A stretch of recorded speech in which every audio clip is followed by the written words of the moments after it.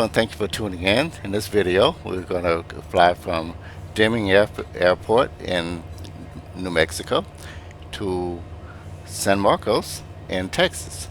This is the second leg of a flight that originated from Montgomery Field, California, and we ended the first leg here in Deming, and we're going to continue to Lakeland. My name is Chris. Let's get started. So right now we are on the flight line here in Deming. Let me zoom that in so that you can see it better.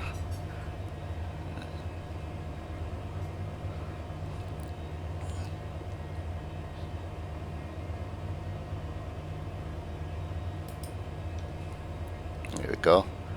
So this is where we are. So we're that pink or magenta dot here, and we are going to taxi. The wind looks like the wind favors the use of runway 8. So it's runway 8. So what we're going to do is taxi on Alpha. That's kind of ahead of us, and we're going to make a right, and we're going to depart. We're going to depart the runway 8. So I'm going to go ahead and we'll find somewhere I don't see a designated run-up area. So we'll kind of, I'll do what I do in the real world. The flight is going to be VFR, and we're going to cruise at 15,500 feet. I'm expecting fair weather along the way. I don't see any storms or anything that showed up. So let's go ahead and get started. Yeah.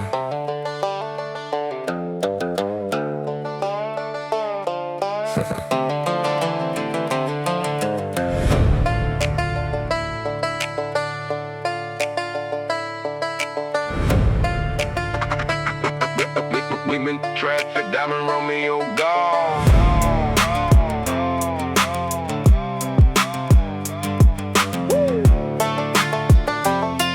Yeah. Fuel truck rode away, jet A's in the wing. Pre-flight chick got the pre-departure thing. G1000 booting up, router ready to die from the land of enchantment. Gonna cover some miles, 12.7 volts, amps are in the green. Cleanest D50 you have ever seen. Master switch on, prop area clear. Dimming traffic, diamond starting engine. Dimming. Got my spurs on, but the boots are made for flying. Crossing state lines while the desert starts to dry. And leaving New Mexico, Texas on my mind. Pressing all sail, gonna leave the world behind. Throttle up, mixture set to climb. This ain't the OS, but the spirit's still in kind. Release the parking brake, ease the power in. Ground roll slow and steady, watch the world begin. Out for taxiway past the old FBO. Gyros all aligned, heading where I need to go. Dimming traffic, diamond Romeo, golf. Taxiing, runway 19, taxiing eastbound. Dimming, smooth as desert sand, the bumps are here and there through the window glass. The scrub brush in the glass. Spurs on, but the boots are made for flying. Crossing state lines while the desert starts to dry. And leaving New Mexico, Texas on my mind. Pressing all sail, gonna leave the world behind. Throttle up, mixture set to climb. This ain't the OS, but the spirit's still in kind.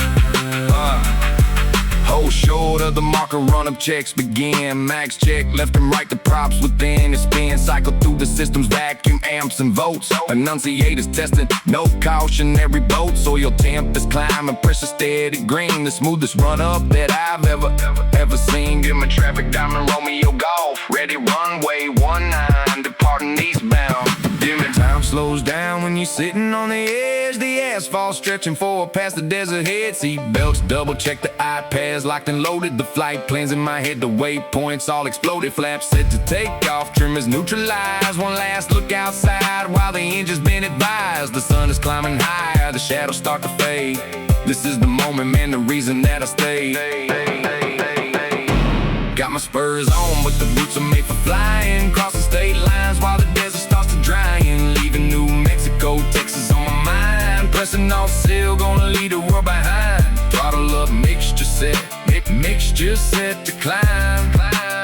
This ain't the OS, but the spirit's still in kind.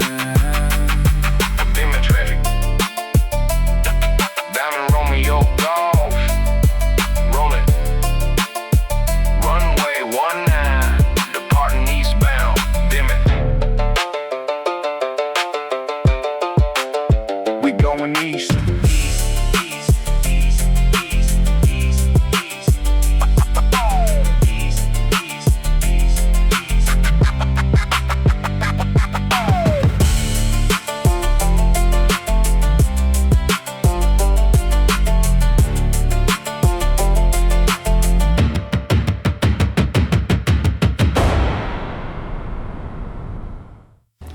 Checklist dropped. So we don't need this anymore. So I'm gonna zoom in to first part of our departure.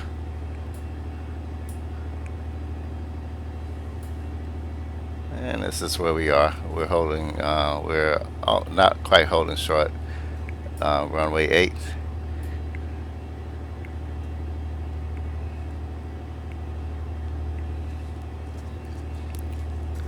Now, one of the things I didn't do before is note the time, so somebody remind me to note the time before takeoff. So, because without that, everything else kind of falls apart. Everything is based on when you're taking off, as far as time and distance. Yeah, so I have this throttle all the way full idle, but it sounds like it's still producing a little power there, and it's normal, I guess. Here we go. So before takeoff, FADEC check. Let me switch the view back.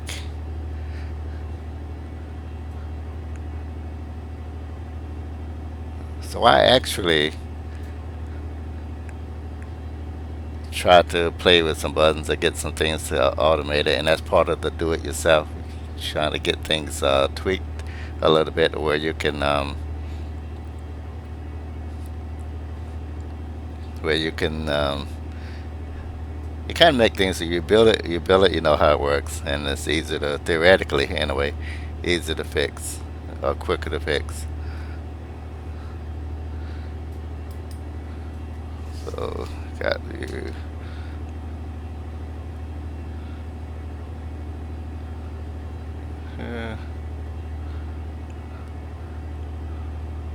Give you a good view. Hey, start the FADEC test. Okay. Okay.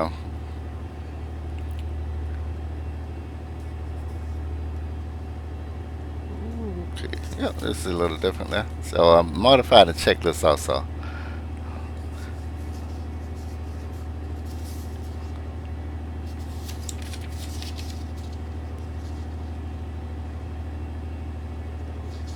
There we go. I'm just going to do it my way here. I'm going to just do the 4 speed. Checking good. Then go holding this button down. This is here. The FADEC does everything itself. I'm holding the button down. The old way of doing it is to left mag, right mag, carpet, or just you're doing all this stuff manually. This don't have a carburetor, of course. So you press this down and you look at some things up here, and it's cleared and it's done. So I'm gonna go over here and double checking lights. So lights, literally I put my landing light on, and I have my don't need position light, but strobe light is on. Camera, this is the transponder, and squawking VFR, and transponder with the altitude. Okay, so you see down here it shows altitude. So I'm going to do this before we take off, and I should have done it before. That's on me.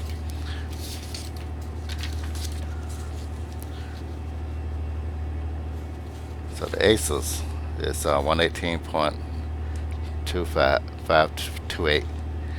Tuning into that.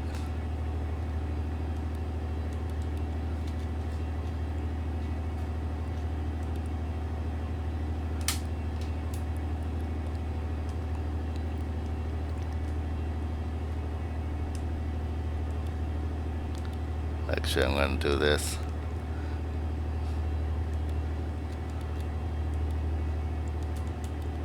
One 18.525.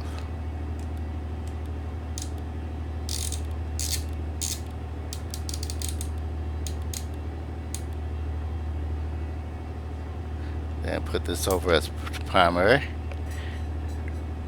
This is what we're doing here.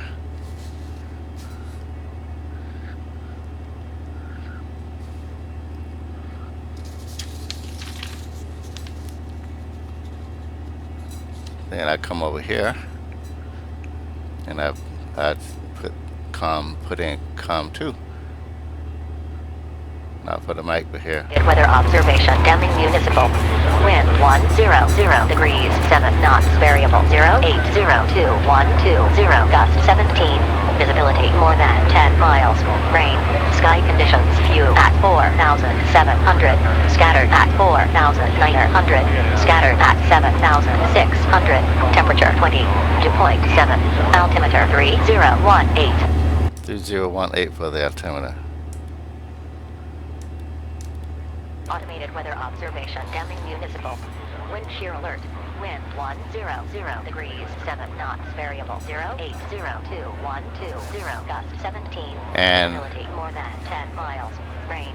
Sky conditions, few at 4,700. Scattered at 4,900.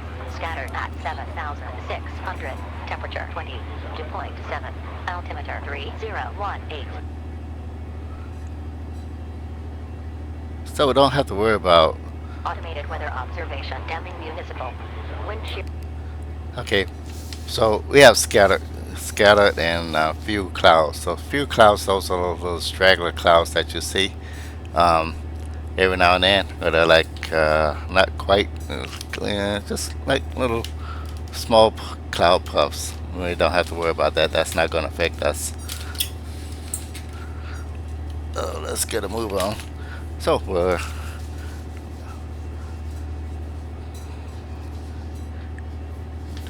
done with the takeoff. I mean, we're done with the pre-takeoff checklist. Double checking. Static as required. Don't have. Yeah, it will be under the dash normally. FADEC auto lights. Yeah, lights required. We did the FADEC test. And we have the lights on and then takeoff. So we're going to rotate at 60, 65, and initial climb is going to be like 73, 79, 73, and then 79. And we're going to establish a cruise climb of speed of 94 knots indicated. And I'm going to go ahead and activate the leg of the flight plan. I'll show you what I'm talking about here. So I have this flight plan all in. Where we are, it kind of goes way up there, and all I got to do is here is hit the enter button to activate it. And now the first leg of the flight is activated. And then flight plan to get rid of that. And you see that magenta line is telling us that's what we're going to follow. And our first leg is going to be, let me zoom out.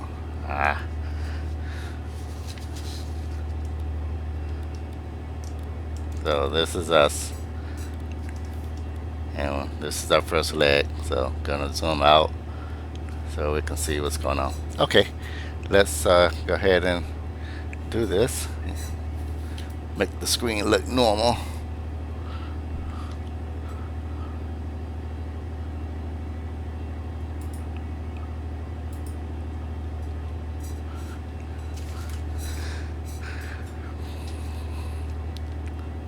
pull this down a little bit.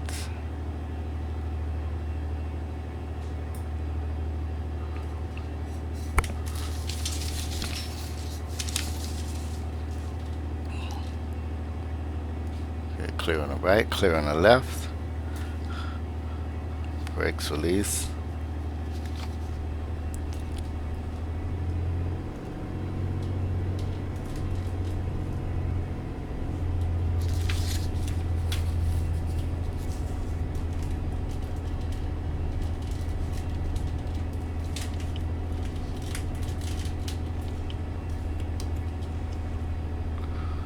Again, I'm extra cautious because of the situation that I explained to you earlier.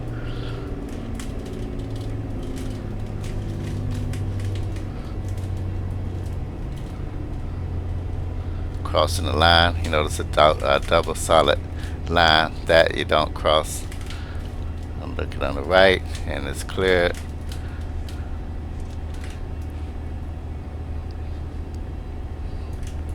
Looking on the left, it's cleared.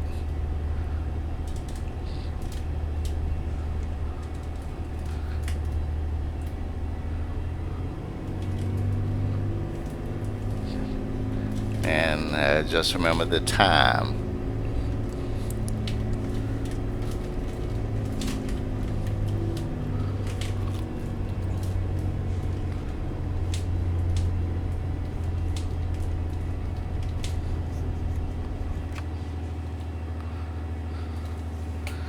Okay, gentlemen, note the time. I record the off time as I have a real, yeah, okay, 15:40. We are behind schedule.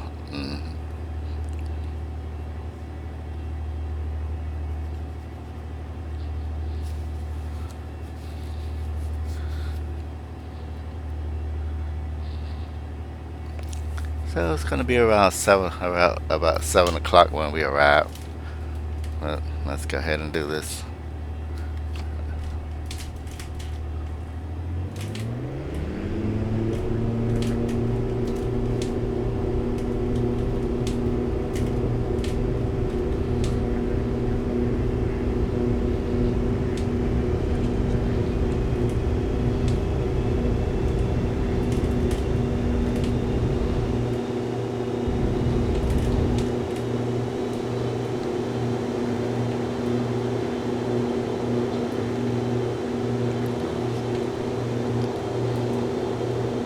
And I missed something on the, whoa, bumpy up here. And what I did not do is put my flaps up. So I'm going to go ahead and put my gear up. So I obviously missed something on my checklist.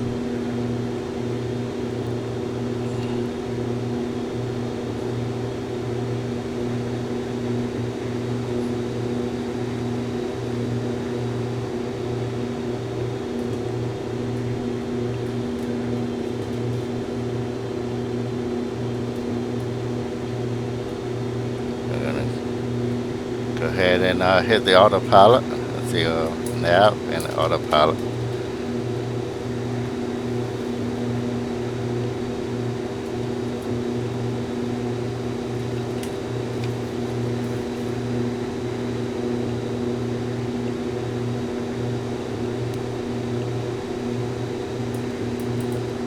So I'm going to go ahead and crank my speed, altitude up to, I should have had that done. A little behind. This is considered behind the airplane.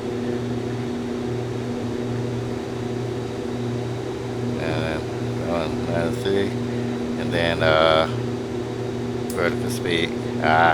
Did not want vertical speed.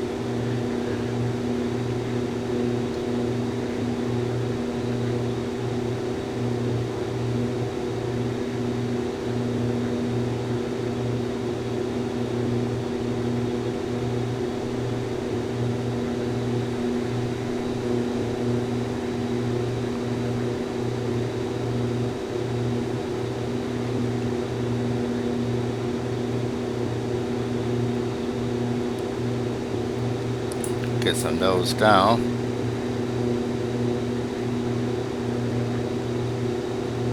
Some Nose down, nose down, nose down. Vertical speed. There we go. That should nail it right there. So about 93-ish.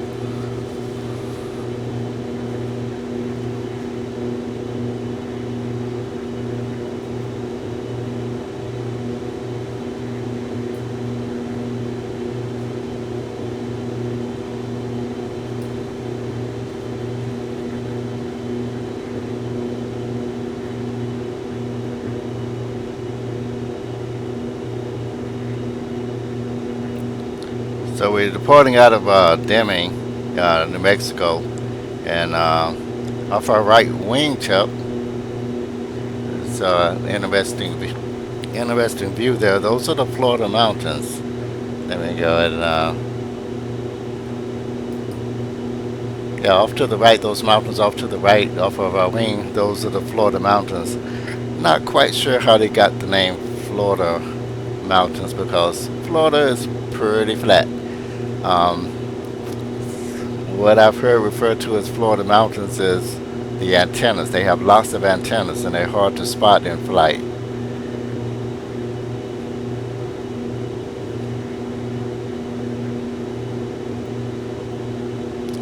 So not quite sure how that came about.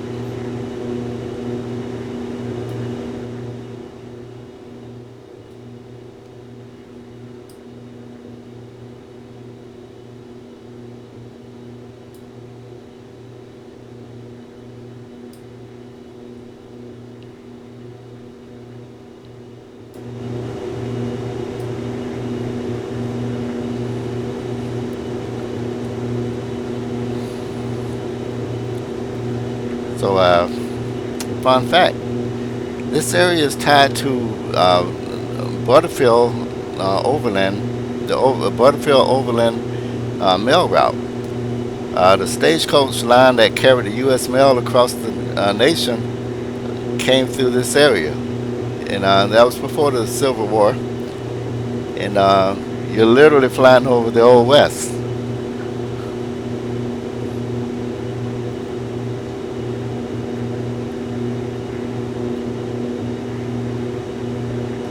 So we're on top of Deming, BOR.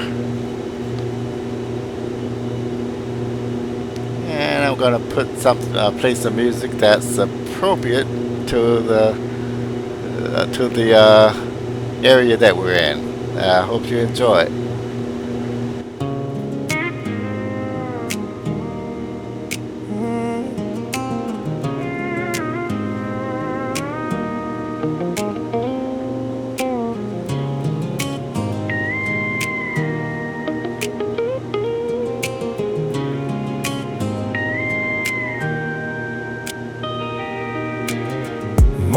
breaks over the Members Valley. Florida mountains casting shadows in the alley. Pre-flight done, got the clearance in my head. Not a real tower, so I broadcast what I said.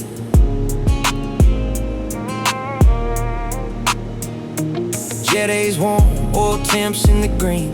Cleanest diamond 50 that you ever seen. Release the brake, ease the power, start to roll. Eastbound soul, got a Texas size goal. Leaving Deming, dust in the rear view. Climbing through the layers, got nothing to fear, true. CRATT intersection, first point in the sky. From the desert floor, watch the altimeter fly. Rolling eastbound, the sunrise in my eyes. This is why I fly, man. This is why I ride. Hold short, run up max, check left and right. Prop cycle, smooth vacuum, pressure's tight. Flaps set, trim, neutral lights, full bright. Demon traffic rolling 19 out of sight. Rolling down the asphalt, 80 knots, rotate. Positive rate, gear up, watch the terrain deflate. Florida mountains dropping off the left wingtip. Autopilot on, let the journey start to breathing Demon, dust in the rear view. Climbing through the layers, got nothing to fear, true. CRATT intersection, first point in the sky. From the desert floor, watch the altimeter fly. Rolling eastbound, the sunrise in my eyes. This is why I fly, man. This is why I ride. 10,000 feet, scrub brush, fades to green. Crossing over HOBAN, where the cattle used to graze unseen. CRATT is on a GPS, 30 miles to go. Leg two of the journey, let the engine steal the show. The desert turns to ranchland turns to plain. Every fix along the airway, another link in the chain.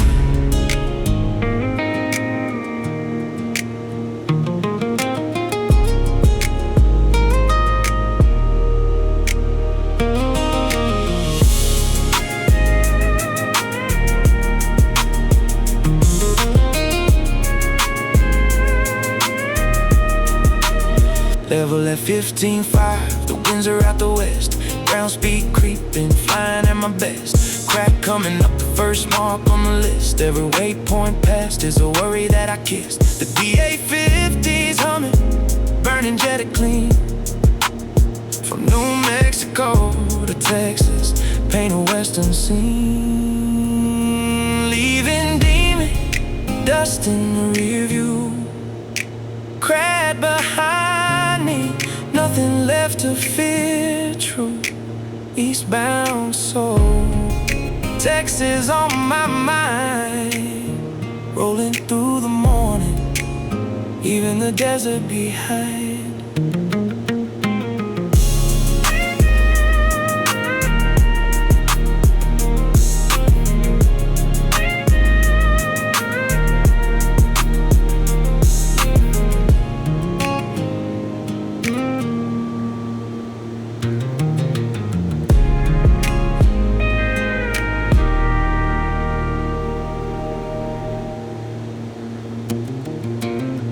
Morning breaks over the Members Valley.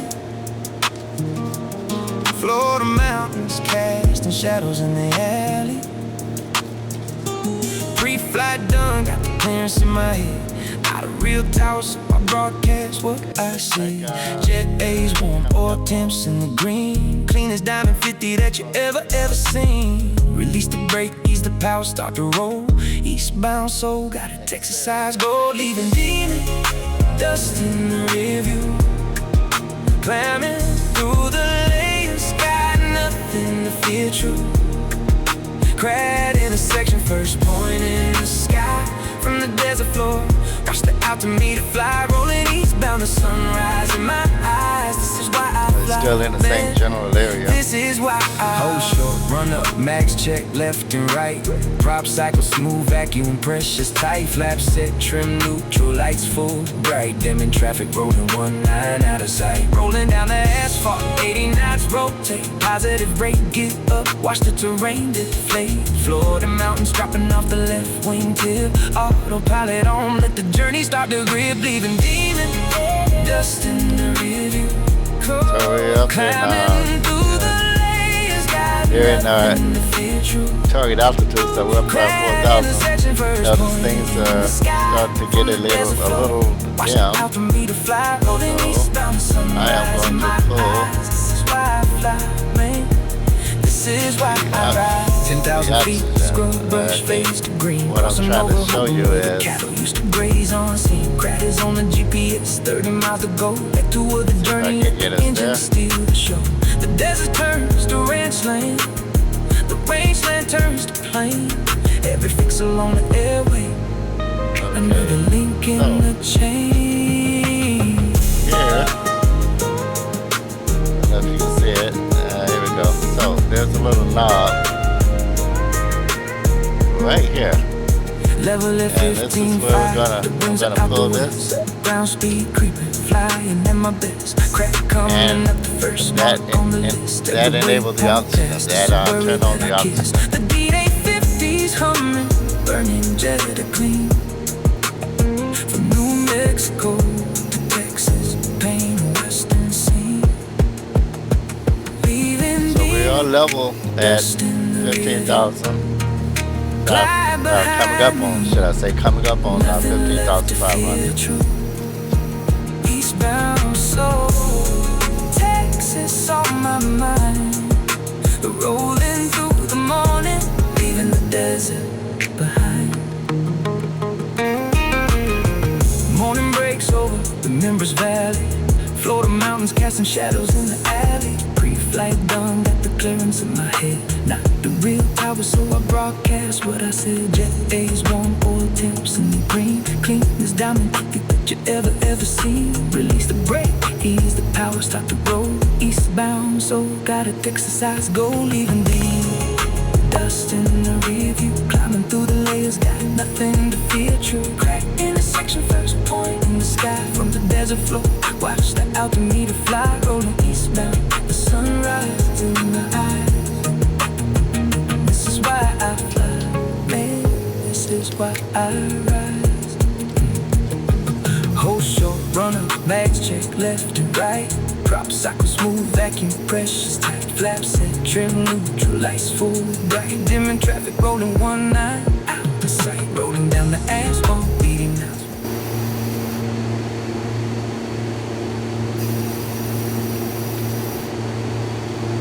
Now we're crossing Semper intersection.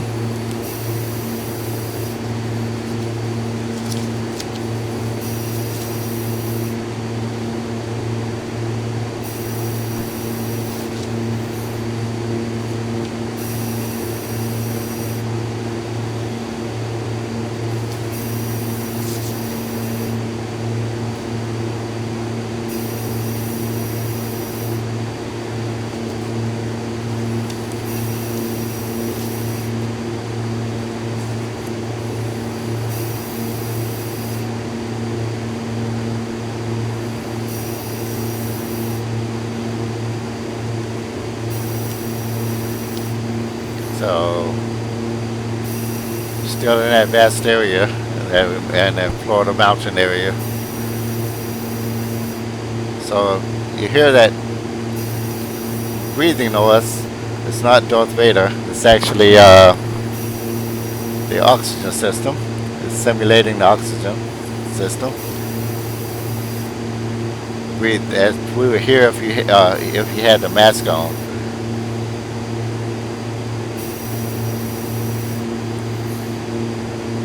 Have some pretty good rendering. You take a look at here. 31 is pretty good, and at higher altitudes you typically have a better view. So you look off to the left. That's the progress that we made so far. We are here. So we've taken off, we've covered all this ground. Now we're coming up on Zaxel's intersection.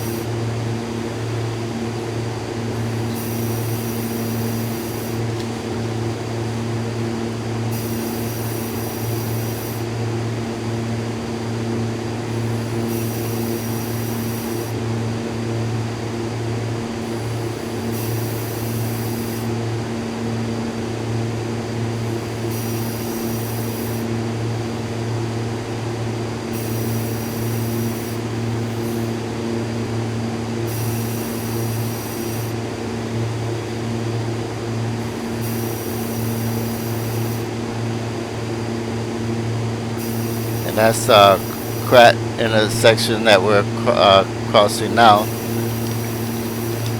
So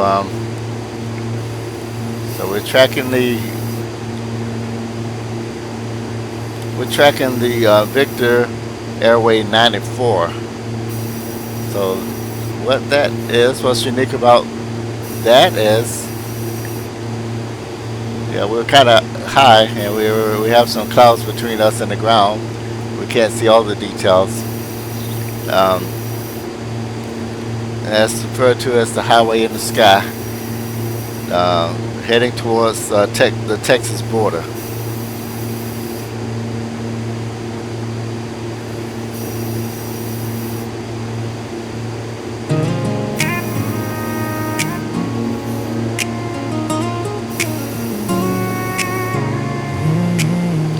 So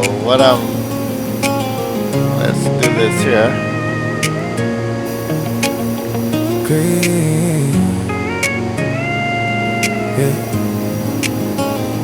Crab behind me. So with the Deming aircraft, EWM coming up 90 miles at least. The Florida mountains fading off the left wing.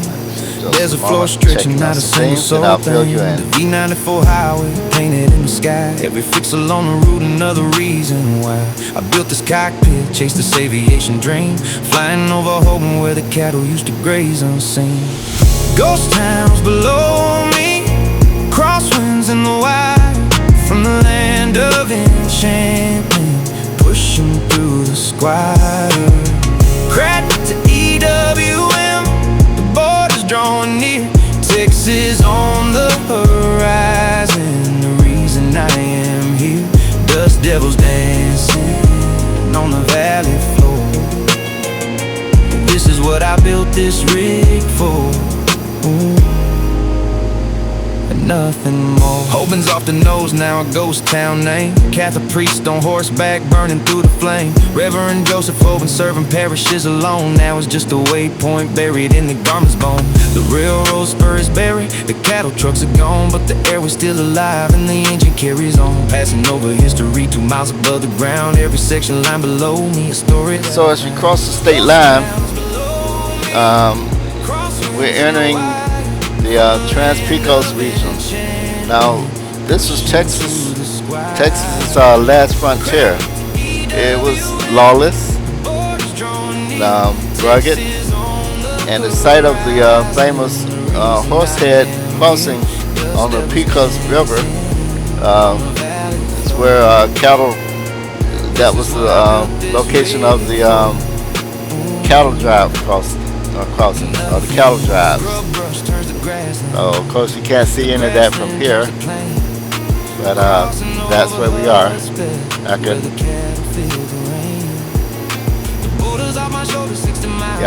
I've driven this route a few times, and I never knew the history of it. Coming up the first stop in the Lone Star State, 30 minutes from the border, and I feel the change in fate.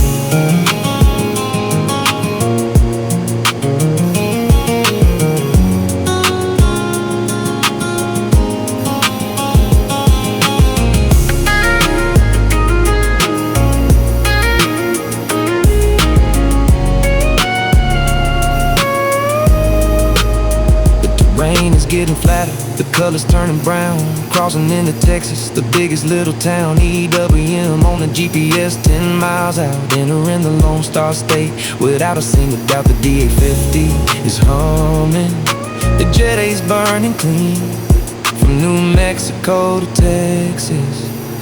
So we're crossing the Costas intersection. Below me, crosswinds in the wire, from the land of enchantment, pushing through the square. CRATT to EWM, the border's drawing near. Texas on the horizon, the reason I am here.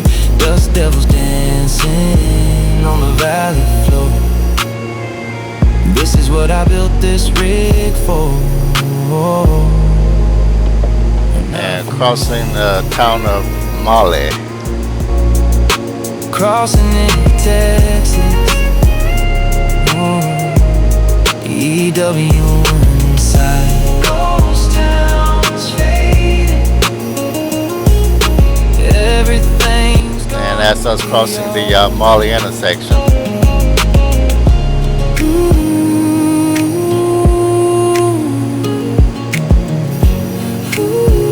So what I'm getting ready to do now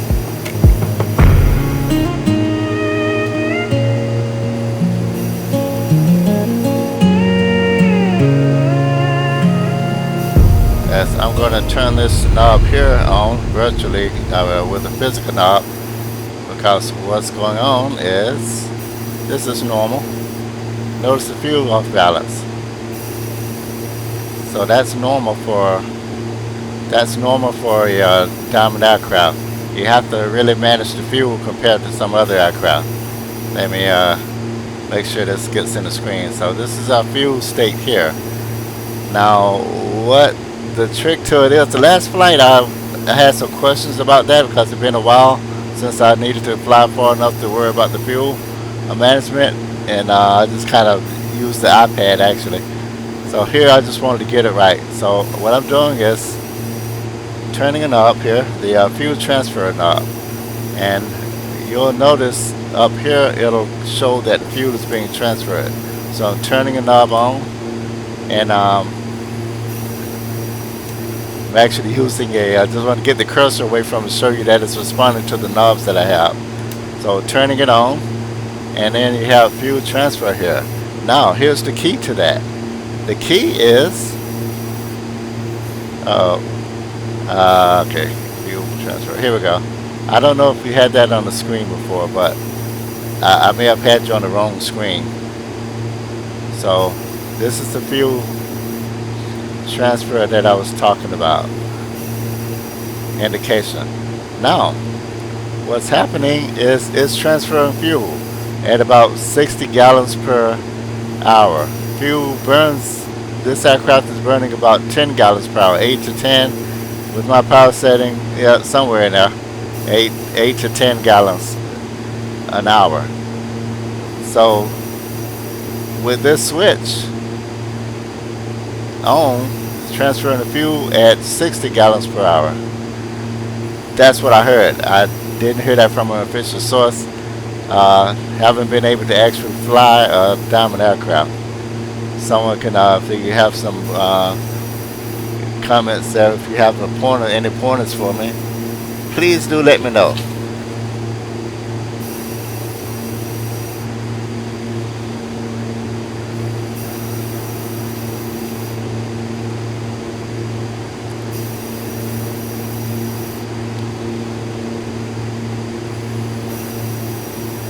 So it's drawing fuel. So the engine draws fuel out of the right tank.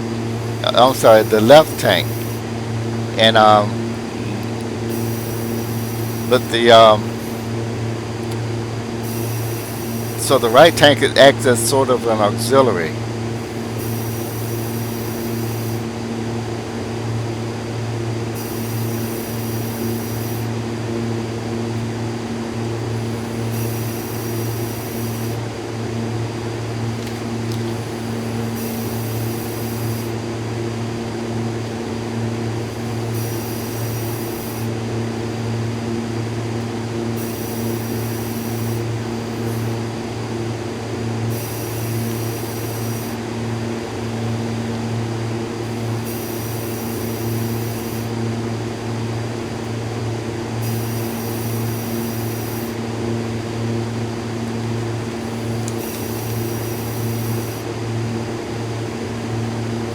Okay, we just crossed the Wicker intersection.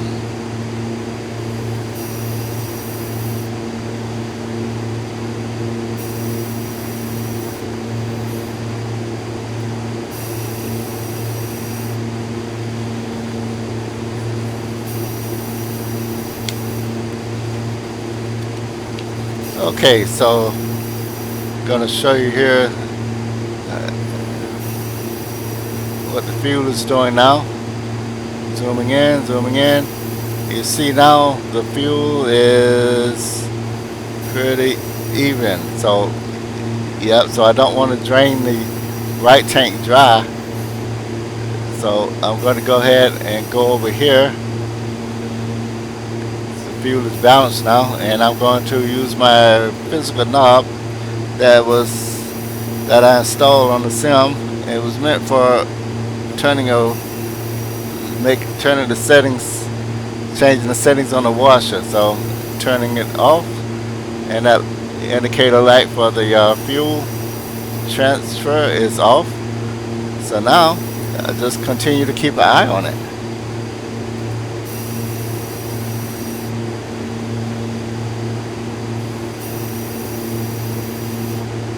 And because we're so high now, we don't need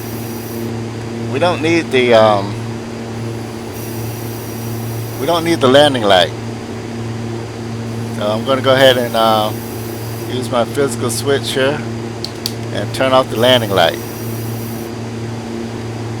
As we descend, when we start our descent, then and get down below 10,000 feet, that's the plan anyway. You know how that can go. Then we're going to go back to turning the landing light on.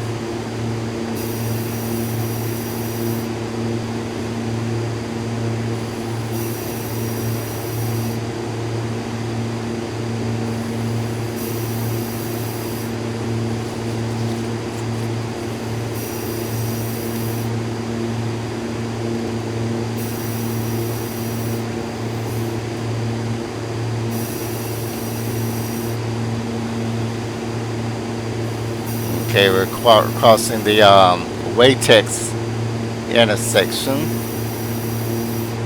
for the pilot enthusiasts. Okay, that's quite a sight there. Right here. A pretty good view on the right.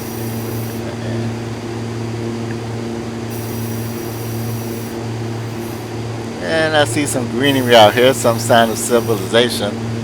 As we work our way east, the mountains are going to get less and less, lower and lower. As you remember, the first leg, we was pretty high, and we had some pretty high mountains.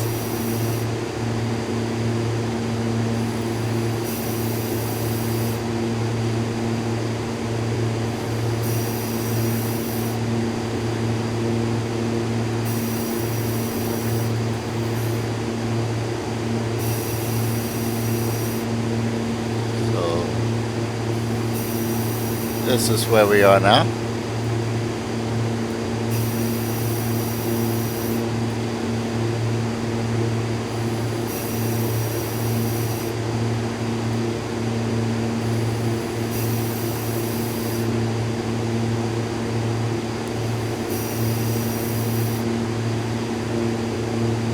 I'm going to go ahead, since we're close to El Paso, we're not talking to someone. If we was doing flight following, I would get the ATIS from ATC. As you go to different regions, they give you the altimeter setting. That's the main thing we're looking for here, and it's a good idea to check and see what the weather is ahead of you. So, got El Paso International. Their ATIS is the ATIS is Automatic Terminal Information Service. What that does is gives you some information pertinent to the airport. With safe navigation. So that frequency is 120.0. So I'm going here.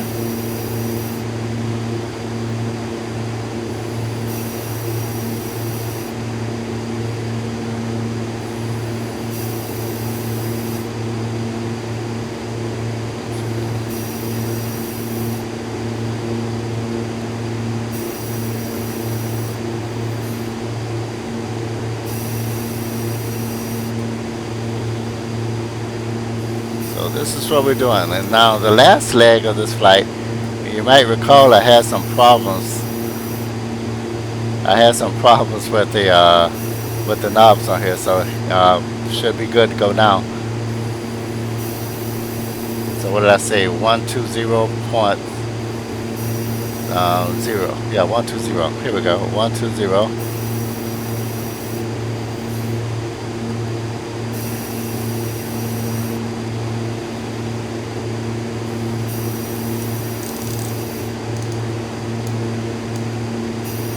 see it's frequency changing up here. I'm using this knob, but the physical knob.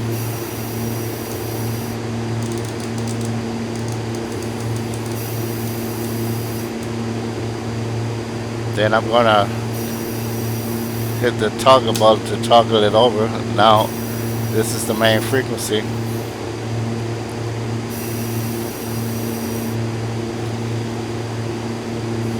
And I'm gonna go here and hit the COM 2. 17. Advise on initial contact. You have information Zulu.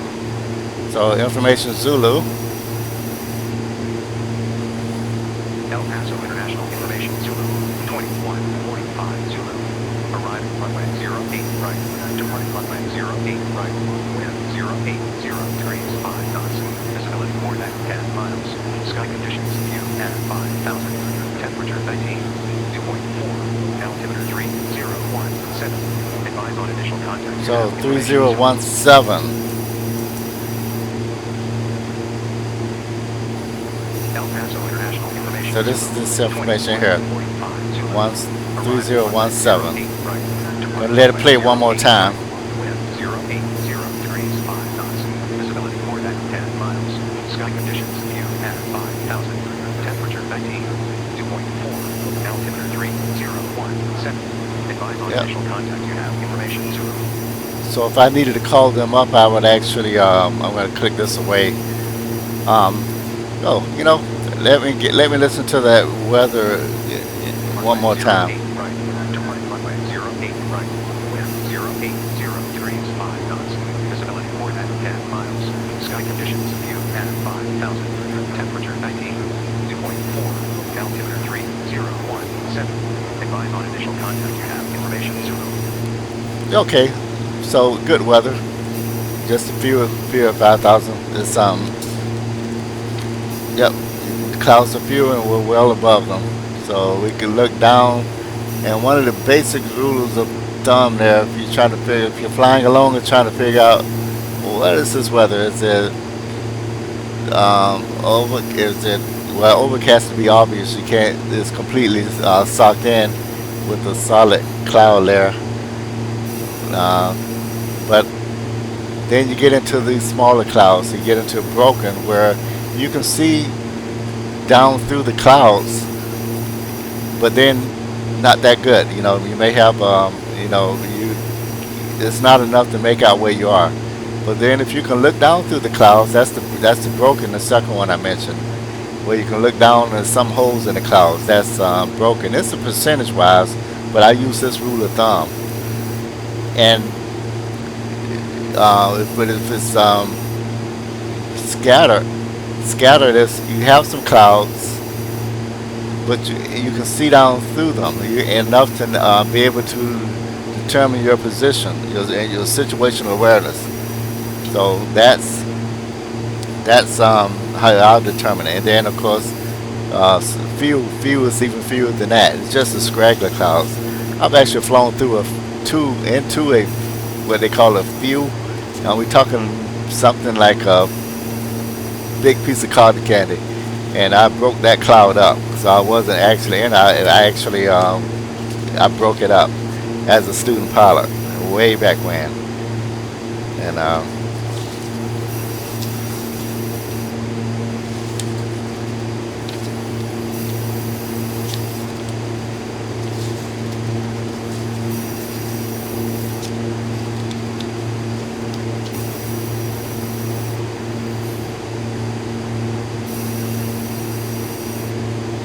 I will show you the fuel, how the fuel management thing is.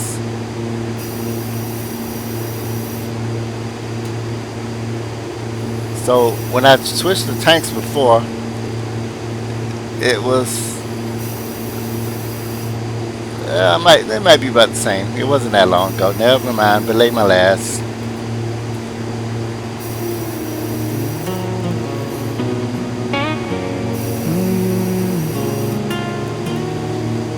Cruise at 15, 500 feet. You've crossed into Texas in the tracking V94 eastward. The desert is flattened into the vast ranch lands of West Texas. and you are heading toward the SFL Void. The terrain is wide open, and the flight path is a straight line across the Permian Basin.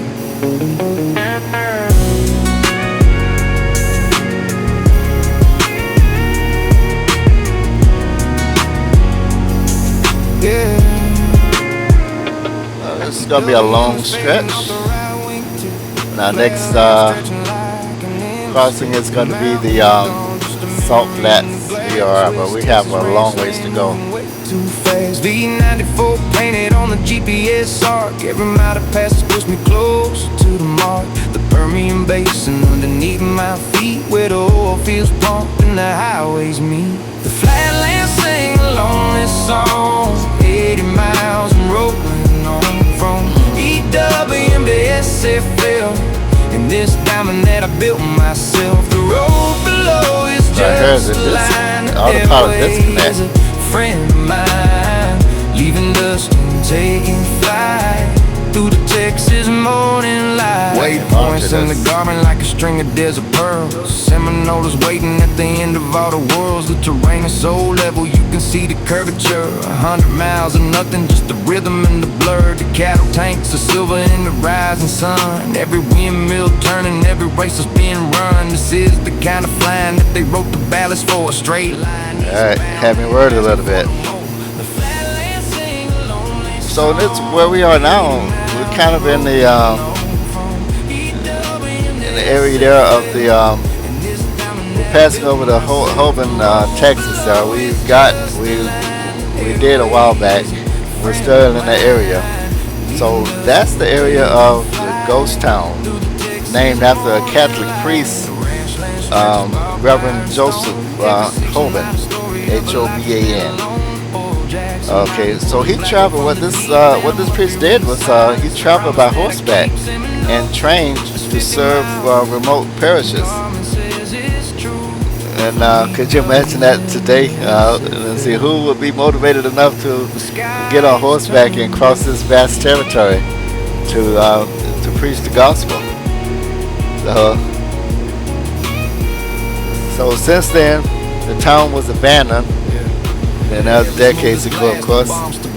And it sits in the middle of dusty ranch land, dusty ranch land that we're flying over now. This rig, the joy of flying brings. SFL is coming up, the first bow in the state. A milestone in the journey, a reason to celebrate. From EWM to Seminole, the flatlands had to say. Now it's time to turn the corner and keep heading east away. The flatlands sing a lonely song. 80 miles and rolling on from EWM to SFL. And this diamond that I built myself. The road below is just a line. The airway is a friend of mine, leaving dust and taking flight through the Texas morning light. SFL inside now. The flatlands fade away. Another checkpoint passed now. I'm eastbound, come what may.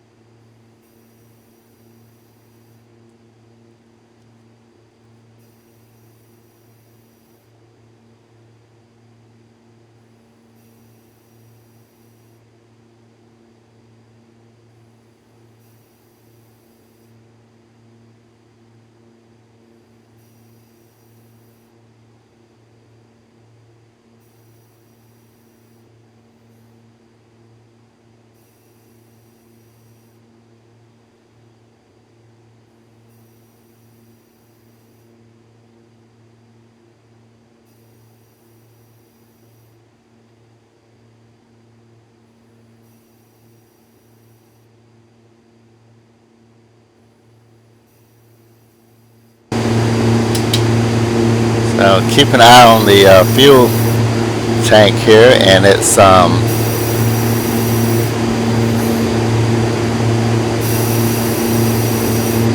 is.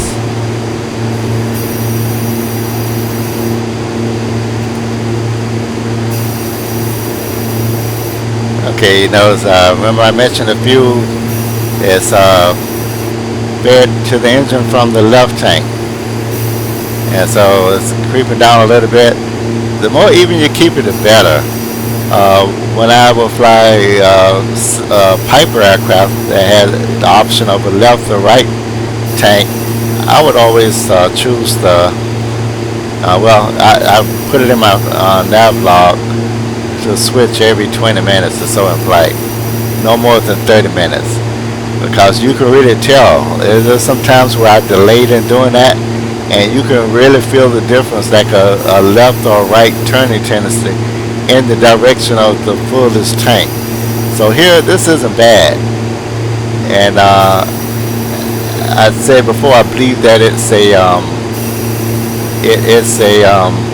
8-gallon limit, 8 or 9 gallon or something like that, and that's a lot. Fuel weighs 6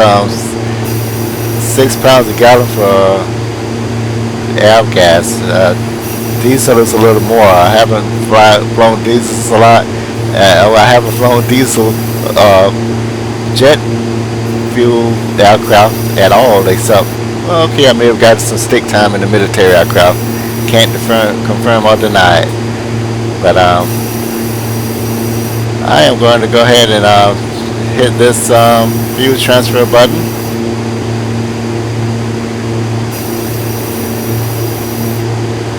What I noticed in the recordings is it didn't capture everything that I was talking about. So I want to make sure I put all this in the center. So I have my fuel transfer knob on, and it shows that it is indeed transferring fuel. Now that's going to keep pumping. My understanding is it behaves differently in a real aircraft, but in the sim, my observation when I was testing this out between the last leg of the flight and this one, that keeps pumping. And the next thing I look up and I see a empty right tank, and the full, well, not necessarily full, all the fuel is transferred to the right tank, to the left tank. That's not good. That makes for an extreme situation and followed by an emergency.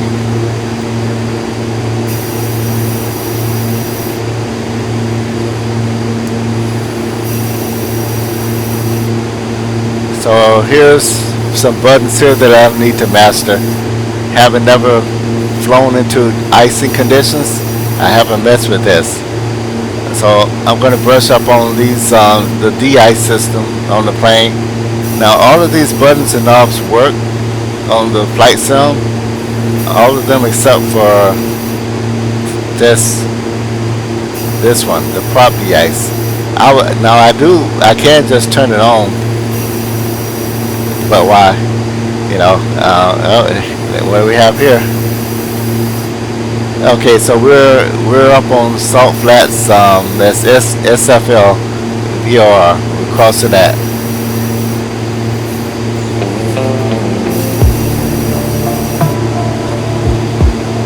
Establish cruise 15,500 feet. You have passed the SFL VOR and left the flat ranch lands of far west Texas. You are now heading deeper into the oil country of the Permian Basin, flying toward the HOBAN waypoint, a ghost town named after a traveling priest. Isolation is the theme. Okay, I'm going to go ahead and turn this off now. That's that one. Now you see how it's kind of getting into it, past that up. It's pumping 60 gallons per hour, and or faster. That seems kind of slow. Yeah. So anyway, it was kind of getting ahead of itself, so I'll wait for the fuel burn to catch up with it. It's within the limits. But basically what I did is I swapped that unevenness one for the other.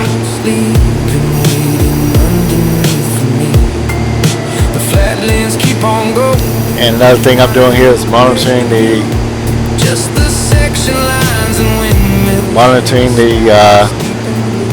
other engine performance gauges. We're making some good headway. Yeah, we're moving across the ground. Our ground speed, even though I indicated that speed, okay, I'm at 83% power, and our ground speed is 195 knots. Yep, our ground speed is 195 knots.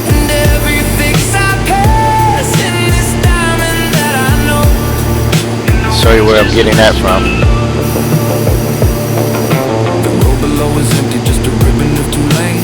There we have. So the old way, you would calculate that.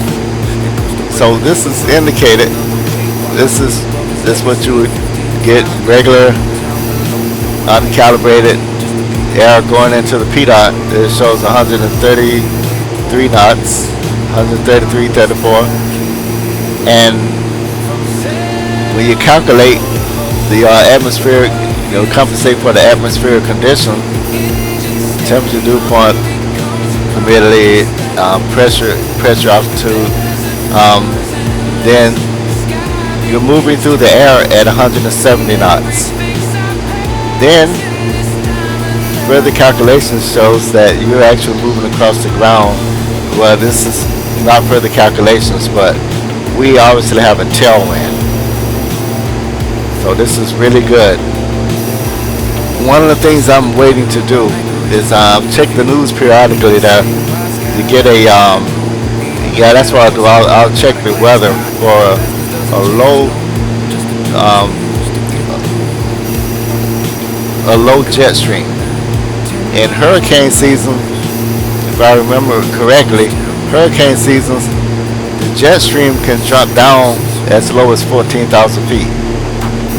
You see we're cruising at 14,500 feet, and we can go a lot higher. This aircraft has a service ceiling of 20,000 feet. Now, I pretty much operate by the rules. In order to fly above 18,000 feet, you need an instrument rating, and you have to be on the instrument flight plan. And you're in what's called positive controlled airspace. You can read up more on this.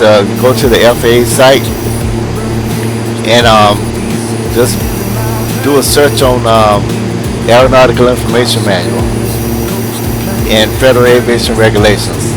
Those two normally are together, but they are physically separate books. And they tell you the rules and regs on how you can, what you can do, what you're supposed to do, what you aren't going to do. They tell you how you can get in trouble and how you can get out of trouble. Well, it's kind of hard to get out of trouble once you're in, but it tells you how to stay out of trouble. So the Federal Aviation Regulations and the Aeronautical Information Manual, FAR AIM. So this is pretty good. So we're booking along. That's 194 knots. If somebody want to calculate that, I know that's over 200 miles an hour. So we're getting to where we need to go pretty darn fast.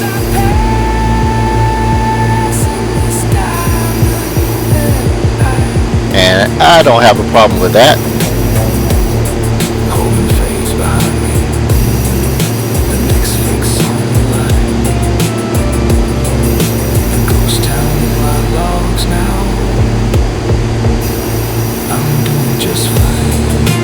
That line you see, that's the glare.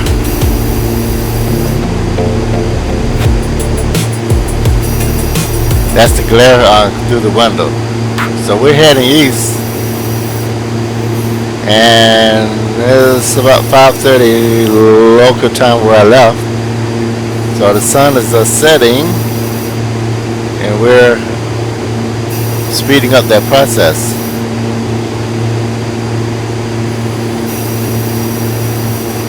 Yep. So the sun is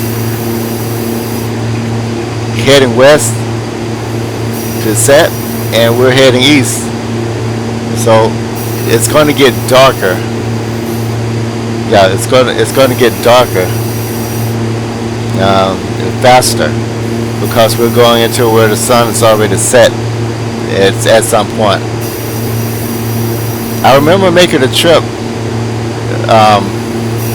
from Hawaii to Diego Garcia, and that was something like 20 hours or so because we made a stop. We made a few stops along the way. But while we was flying, the initial part of the flight, the sun was not setting. It wasn't until we landed to get some fuel that the sun caught up with it. The sunset caught up with us. But it extended daylight going east to west. It extended daylight. So that was kind of cool. Of course, yeah, it caused some psychological things, the jet lag and the whole works. So this is where we are. This is the multi-function display.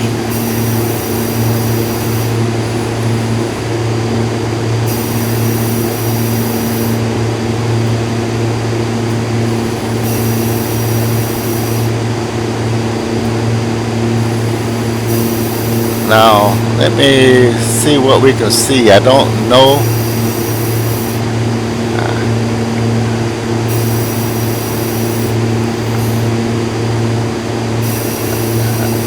Yeah, we're way up here and way far. But there's a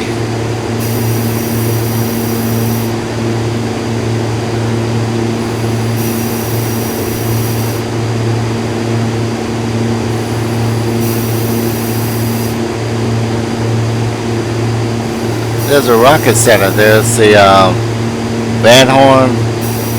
That's Van Horn Ranch. No, never mind. That's not it. So there's it's not a rocket center. Maybe just a place out in the desert where they launch rockets. But let me show you what I'm talking about.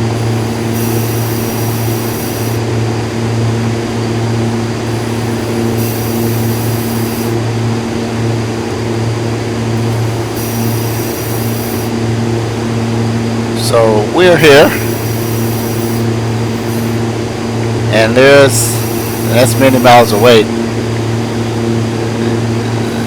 There's a rocket launch site right here. It could just be a simple matter of a location where some hobbyists are out there launching rockets, and they want you to be aware of it, or not. Who knows?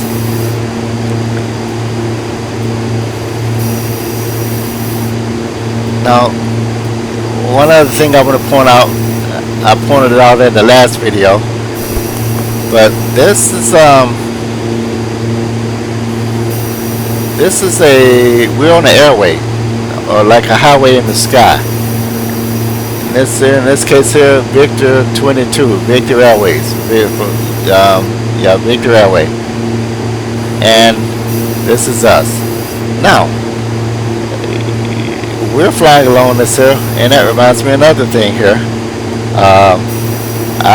For real world flying, I always tune my radio to 121.5 when I come to.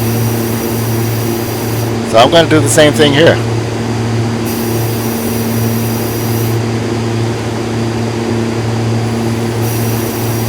It's going to cross this over here, 121.5.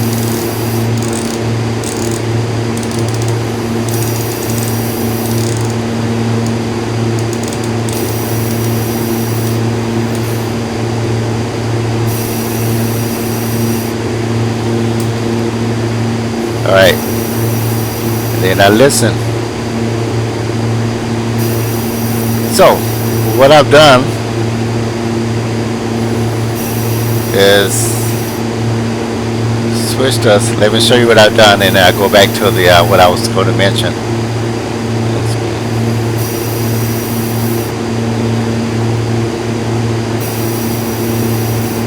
I selected 121.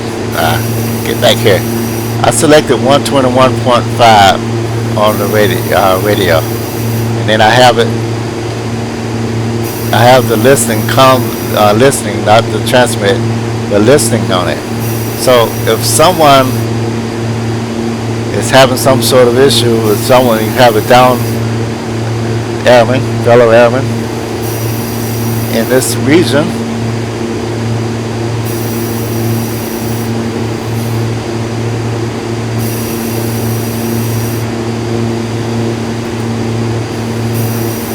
so you look and you see, as far as you can see, there's no one there. That's the right view and left view.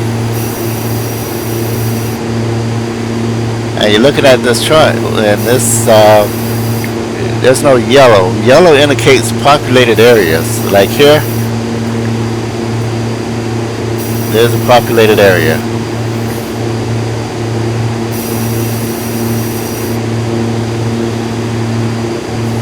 And so that's where people are. That's the closest civilization we have there, and okay, here's a little speck here.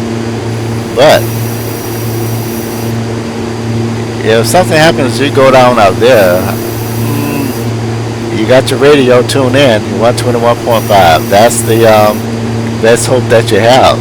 You know, you send out an emergency signal, distress signal, on 121.5, transmit Mayday, Mayday, Mayday, and hope that someone hears you. If for some reason there's no one close enough to hear you, I hear they listen in on satellite now, on that frequency, and that's a good thing, because you're gonna need, you know, anything that can enhance you getting rescued as fast as possible. That's, you know, I'm all for that. That's a good thing for a pilot. But say you don't, you're somewhere down there where your signal is being blocked for some reason by a hillside or something, or a mountain, and a fellow airman is flying over like we are. Multiple aircraft. This is multiple aircraft fly along this route, just like what's the highway? Where's the highway? This is Interstate 10. You notice we started out Interstate 8, then it turned into 10 going further east. So just like motorists travel along this Interstate 10, aviators travel along this Victor 22. So someone's going to fly over there. Now this is wide, so you can have like 4 miles on each side, on either side, but that's still close enough. If you're high like we are, you can pick up an emergency signal. And then there's some maneuvers that I learned that can help you to help the rescue, search and rescue, to find the downed aviator. Just wanted to share that with you.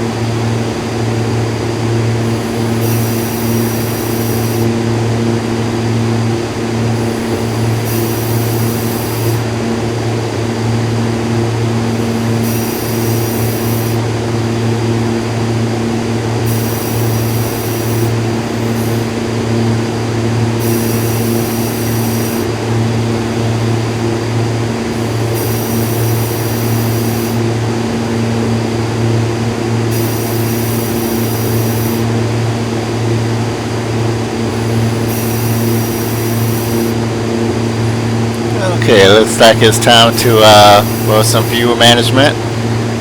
And see, I burn left tank's less fuel than the right tank. So I'm switching. Not switching, but turning on the fuel transfer, and it's indicated there. And I'm going to keep an eye on the fuel quantity. When it's even, I'll turn it off.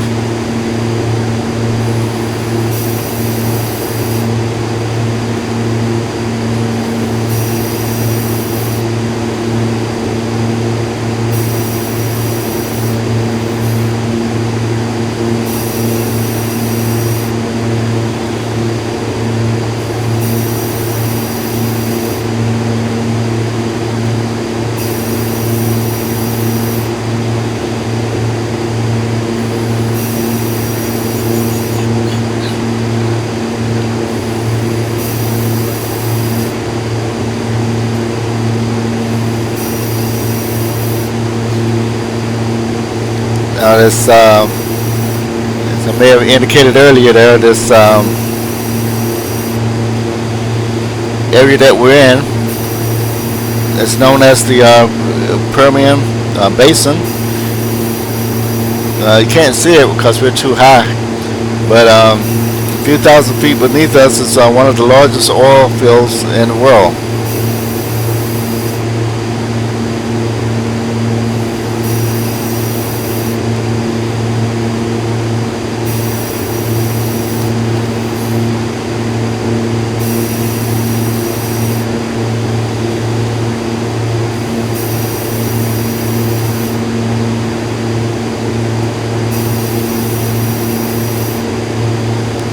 Okay, and I'm turning this fuel transfer off because it looks like it's about even left and right tank.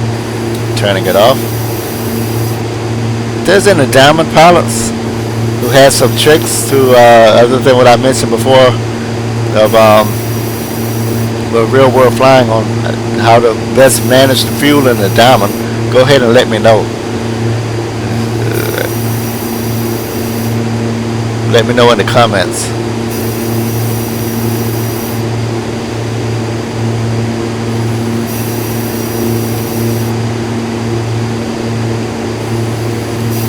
One of the advantages I can see with the way they have it set up is that you always have to think about fuel.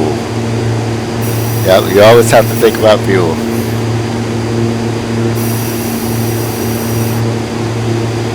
Okay, so we are coming up on HOBAN. And HOBAN, what's unique about that? This is the area between this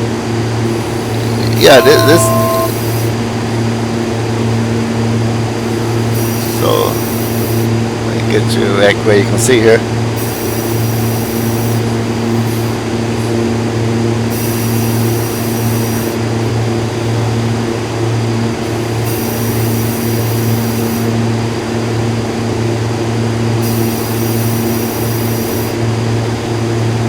So what we have here is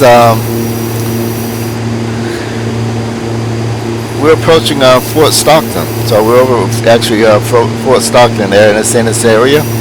And fun fact on that is Fort Stockton was established to protect the San Antonio El Paso mail route. The original fort used water from the Comanche Springs. That was one of the largest springs in Texas. Now, though it's dried up today, so due to irrigation, so kind of over farm, and with the expansion of civilization, and so that's no longer a water spot.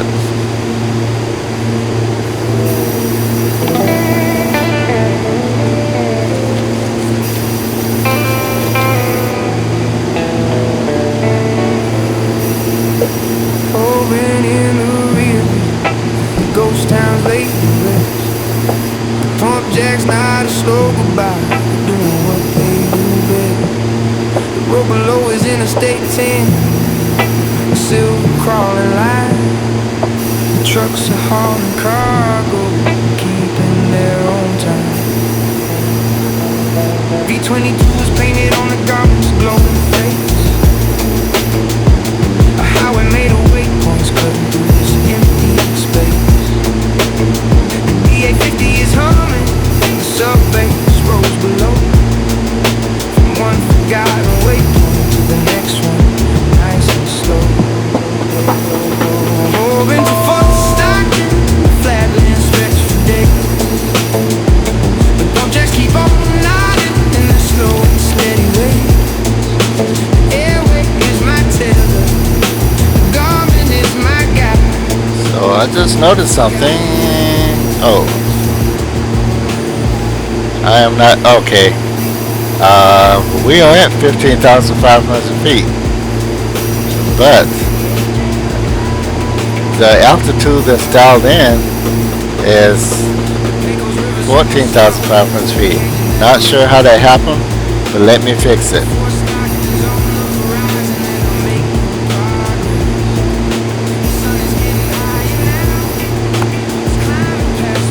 A while back, a few miles back, I got that tone, and you may have heard it. That's the tone that either like when you reach a certain altitude, it's an altitude alert. It lets you know you're at the assigned altitude. So this, I know it had to be set right originally. And what I'm speaking of, let me show you what I'm talking about.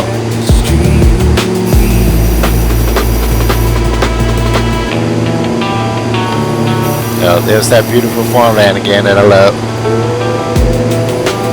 Small amounts out here. That goes to what I was saying, the irrigation. You know, if you have a limited water supply, even though it may look huge. So anyway, let's get back to what I was talking about. 50 miles to go, the government says to Fort Stockton's full. The terrain is getting flatter than it's ever been before. Them just keep rushing creosote, the scrub that scrapes the sky. The kind of place you realize is small. Scroll up. What we have, this altitude up here somehow went down. It was all of a sudden showing 14,500 feet. Let me crank that. I did that just now. Let me crank that down to 15,500 because I know that so there was a glitch that caused that because of the fact that we are on autopilot. It went up and maintained 15,500 feet. That's what we asked for. That's what we dialed in before. And now, somehow I heard a beep tone or the chime, and it showed 14,500 feet. If that started out that way on autopilot, shows autopilot here. That's what it was here. So something happened. It was a glitch. It happens. I have in the real world been flying a GPS approach and it glitched. Now, knowing what I know now, I may have jumped the gun. It may have just been switching over on the final approach. That the final approach fixed, and I panicked thinking, okay, this thing is glitching. I want to abandon this here and change my type of approach to an ILS approach. And my instructor explained to me that if you do that, you gotta let ATC know. Now, they didn't seem to care. It's the exact same approach, but it's one of those legalities. That's why I always keep referring the viewers to the FAA site. So I did something that was doable. I saw as a student pilot, I saw nothing wrong with it, but my instructor, and that's why instructors are so important. Because let's say that I didn't let the instructor know what I was doing, and I just did this on my own. Went out and said, okay, I can do this. Well, you got to have a instructor to sign you off for your instrument check ride. But let's say that was a habit that I encountered after getting my pilot's license, and we just never I never experienced that scenario, then that's a setup for getting your having a talk with the FAA. So it's just one of those things.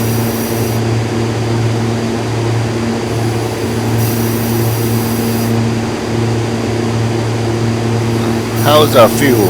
Fuel is, yeah, this thing drinks some fuel. So that quick.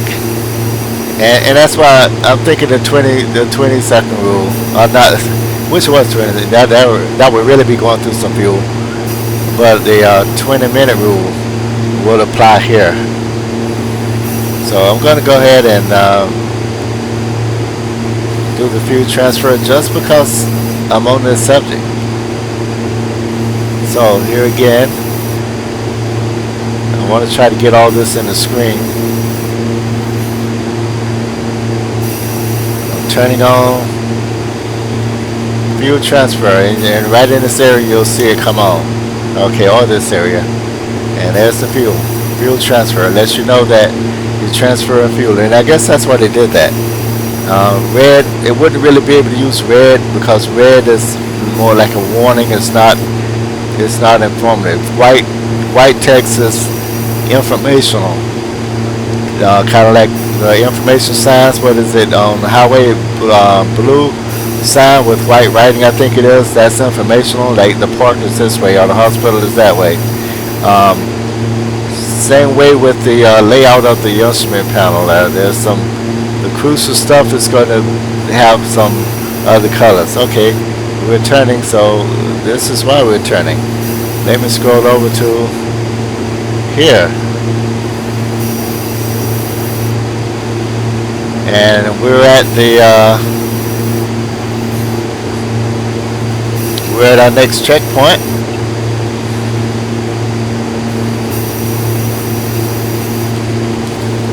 Yep, FSK. And so it's doing this on its own, of course, because I have autopilot.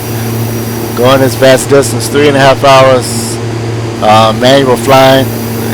Yeah, you can do it. I've done it. And but I really don't like. I'm using this mouse to zoom in on here. That's not ideal.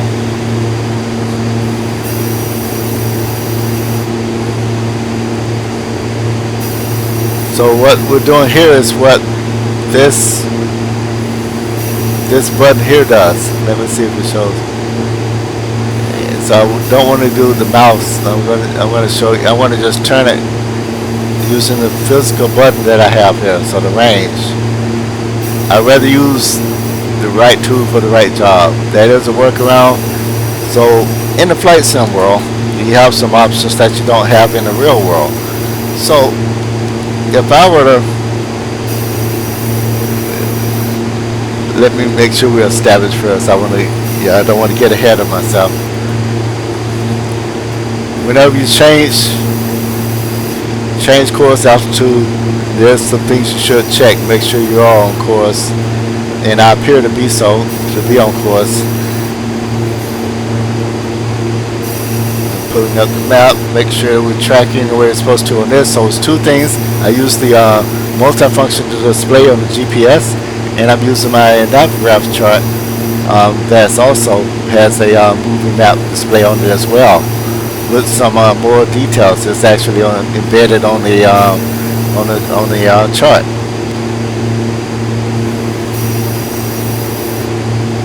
So in this area that we're at now, it has some history of its own.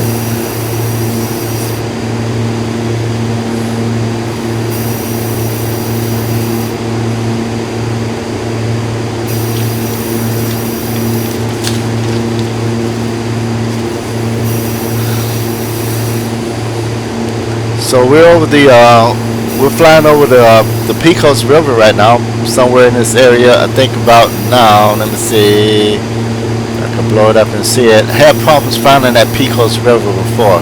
I called out one. I'm not sure if it was the actual river. Let me put you on the same screen that I'm on. Here we go.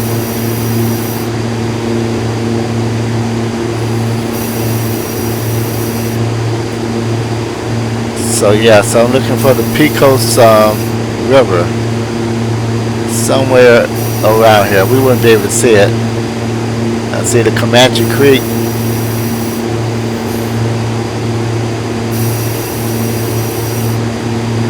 It might not even be labeled because this is the area chart. The things that are not labeled, that are not really seen good from the air, not seen from there, it doesn't label them. It doesn't show them. So there's a fun fact about this area though. Fun fact. Okay, so OZMOS specifically, and that's where we are. Did we get there yet? Hold on a minute.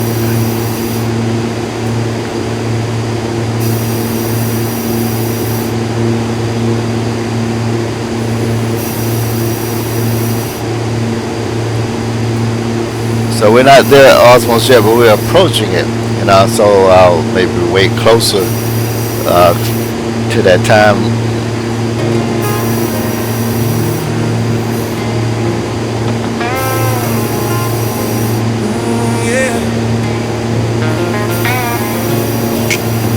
FST behind me,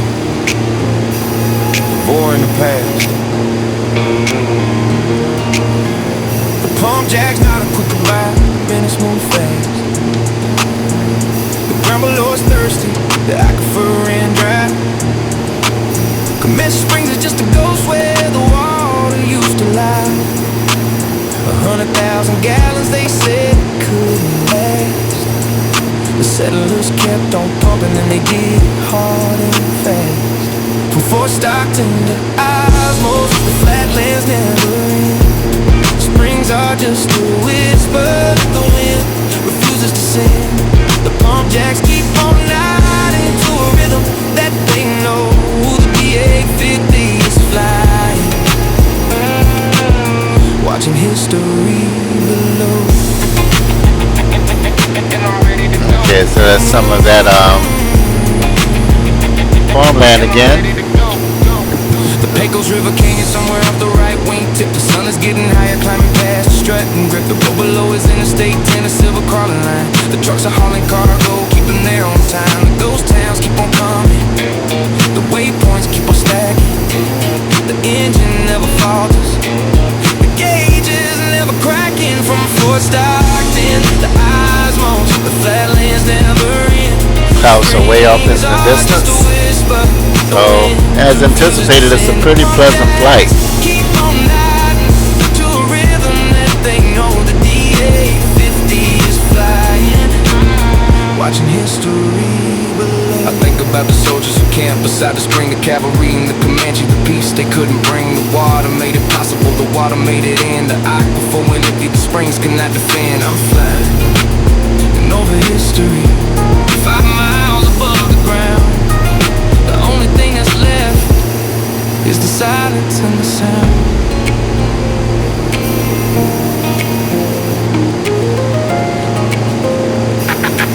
So it looks like off to the left we have some flatter land that has for where they're doing farming, and on the right side we have more rugged terrain, mountainous, hilly, not suitable for farming. The mesquite brush and creosote, the scrub that scrapes the sky. The kind of place you realize how small you are. Ooh, fuel. See, that's what I turn that. You gotta pay attention to the fuel. I just drained my right tank down to about what is this? I would say about 7 or 8 gallons. So that's not good at all. My intention was to turn it on for about a few minutes, just a few minutes, and then turn it off. So now what I have is I have a not critical but a few situation that I created. So this will be called power error. Um, so don't have to mess with the fuel transfer for a while. I think I read somewhere on one of the forums there was some diamond sim pilots who was asking about the same thing, and someone said in the real aircraft it actually stops automatically there. So I guess in real aircraft you can actually turn it on and leave it on, and it'll stop before this happens. And it makes sense because it'll defeat the purpose of this. You know, it's, for some reason it's not just the, I'm sure it's a good reason why it's not a left tank and a right tank, because you can, that's easier because instead of pumping fuel at 60 gallons per minute, you're pumping fuel at the burn rate. I mean, your fuel is burned at the burn rate of about 10 gallons per hour, 8 to 10, depending on your power setting. And so you're gonna catch it faster. Like, oh, holy crap, I forgot to switch my tanks. Even if you intend to do it like every 20 minutes, and you go by and it's like, oh, it's 40 minutes. Okay, big deal. You got aircraft that can burns about 4.5 to 6 gallons per hour, depending on your aircraft. Let's go 4.5 to 5 hours, and you forget it at 10 gallons an hour. It's not going to be that big of a deal. And if it gets to that point where it's way off like this, you can feel it. Now, autopilot you can't feel it obviously, but you could actually, in a real airplane, you'll notice that your control, you require constant left or right correction. That left or right wing is going to try to dip on you. Local flights very rarely use autopilot. I remember doing a cross country, an instrument cross country, and I've been begging the instructor, let me use the autopilot, and he would always say no. But when we did the cross country portion, he said, okay, you can use the autopilot. So this was the Cessna 172. So a 172, it had an autopilot. Wasn't as modern as the ones we have now, way back then. So rotate, lift off, you have to climb to 700 feet above the ground level. So 700 feet ATL before you can before the autopilot would engage. So we hit 700 feet. I engaged the autopilot, and I was thinking, wow, how cool is this? You can just turn the knob to instead of moving the yoke, you just turn the knob. It turns to your heading, and there's a toggle button for your altitude. I mean, I'm thinking they don't get no better than this. So then about 20 miles into the trip, I started getting bored. It's like, I don't have anything to do. I mean, yeah, I'm changing course. Okay, I just heard a change in pitch. Pardon me a minute. I'm going to see what's going on here. Okay, still at 2240 RPM. 83, my load is 83%. I'll show you what I'm looking for. You look for things like this, you know, when you're flying along, you look for stuff. When you hear a change in sound, you go over and see what's going on. Okay, first of all, am I climbing or descending? No, I'm not. I'm level, where I want to be, on course. Then I look at the engine instruments. Okay, and that's my settings. Everything's in the green.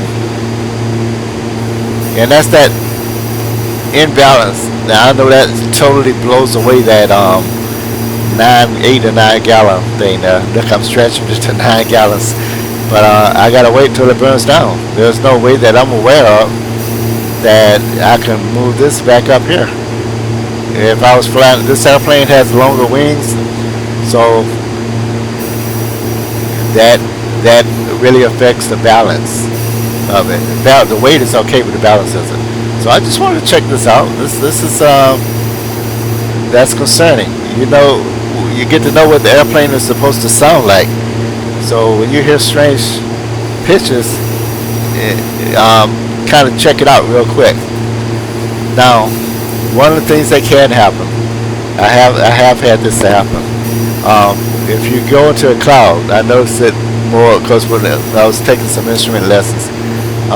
This as a VFR pilot, and then I did it with the instrument, and I realized I don't really fly enough to get and keep and get and stay proficient in instruments.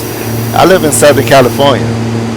We don't get much IMC here, and I don't travel cross country like I'm doing now.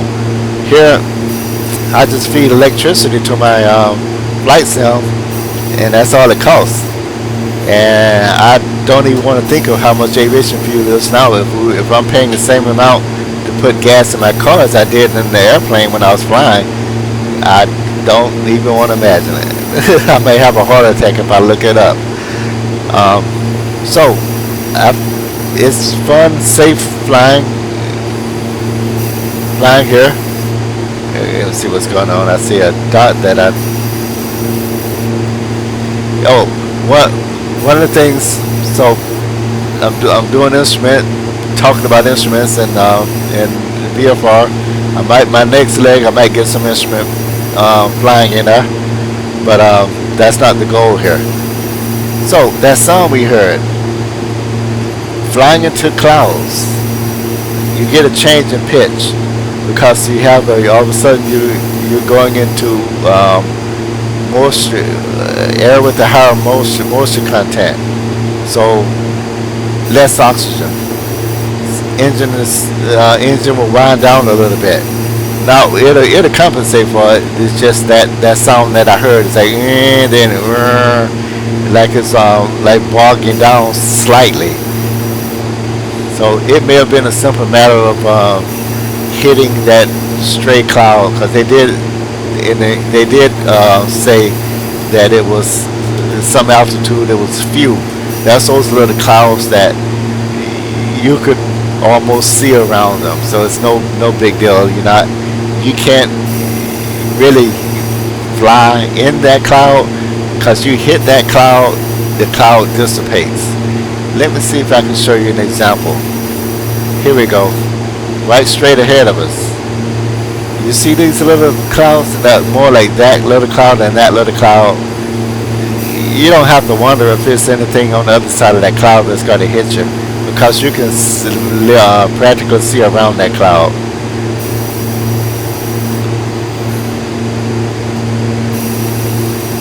So, let me see where we are.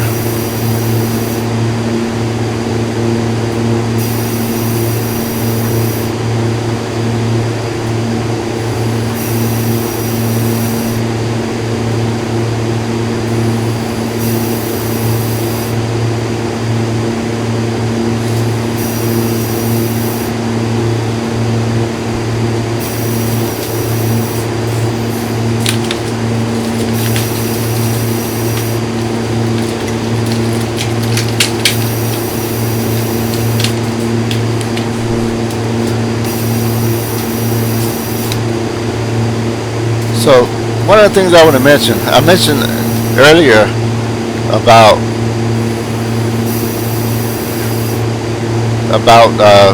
I'll cover that later. Never mind.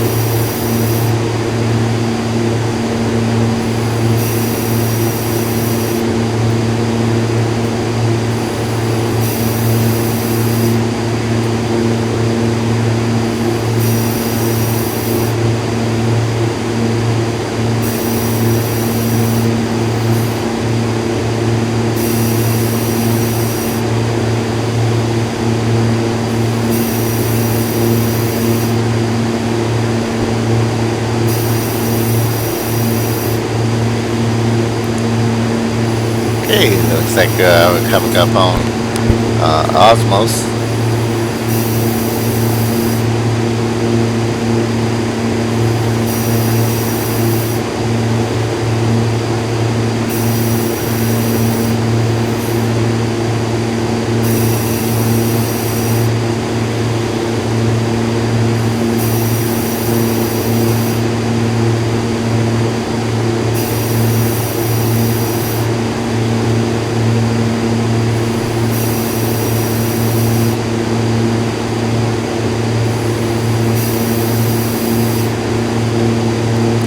And you probably noticed the terrain below us is getting a little greener than it was. So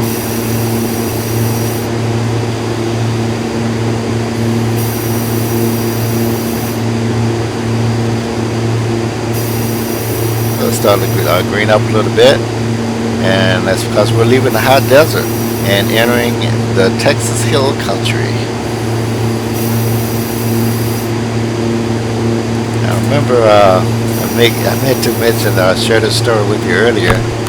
I remember driving across country there from California to Texas, out of Corpus Christi. Now, I remember getting all excited, and when I saw the sign that says entering Texas, entering the state of Texas, I forget what the exact wording was, but it was, you know, like Texas do everything big, so it was a big welcome sign to Texas. And the wife and I was excited about it, thinking, okay, wow, we're almost there. We're ahead of schedule. And little did we know that that sign going crossing the western border of Texas actually meant you have another day of driving. So we was not able to make it because this was late in the day when we saw that. So we was thinking we would just push it a little bit and get to our destination at night.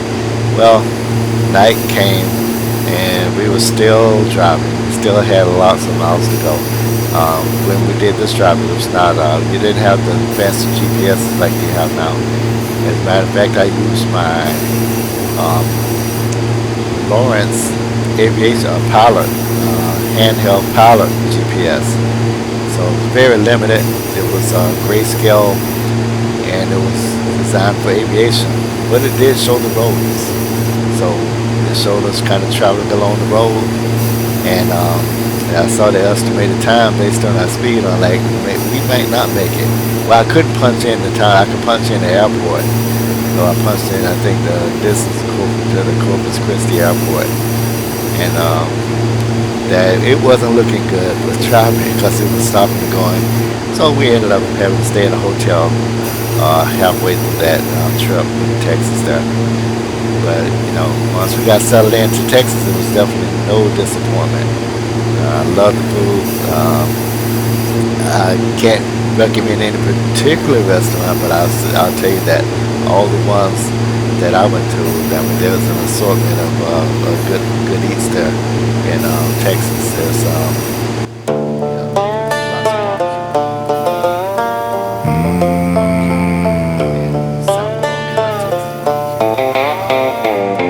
OZMOS fading off the wing. The flatlands start to dance. The terrain begins to roll a bit. It's taking a chance.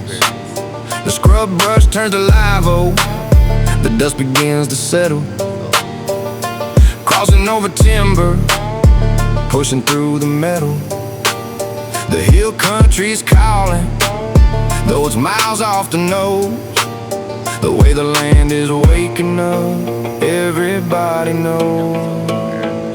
From OZMOS to KEMPL, the earth begins to breathe. The flatlands turn to gentle roads. The cedars start to weave. The air is getting greener, the dust is getting thin. The Texas hill is waiting for the DA to pull in. The Llano River somewhere north, a ribbon out of sight, but I can feel its presence in the way it holds the light. The rocks are getting closer to the surface of the ground. The kind of place where cattle work in silence is the sound. KEMPL is on the GPS, 20 miles to run. engine steady, fuels a go, the day's just begun.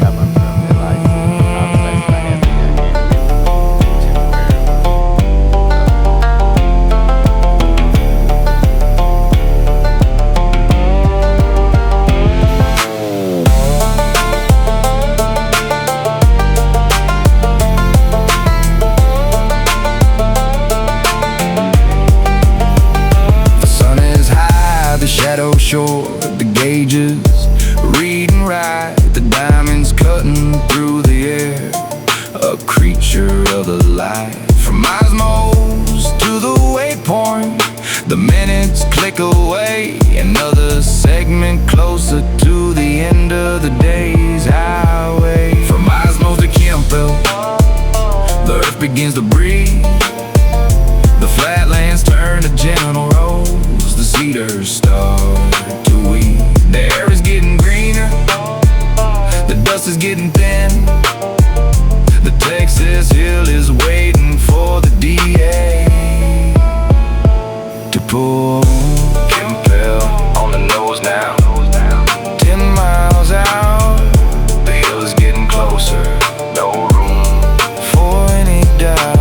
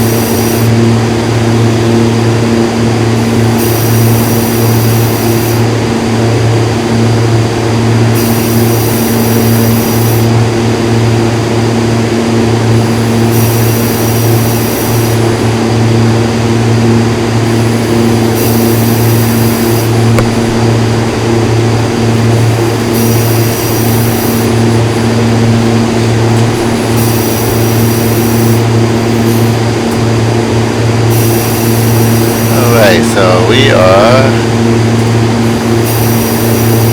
crossing KEMPL.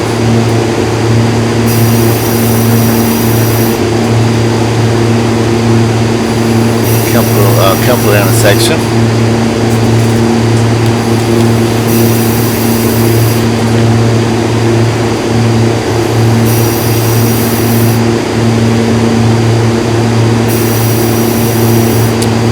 So we're at this is the KEMPL junction, and we're still in Texas.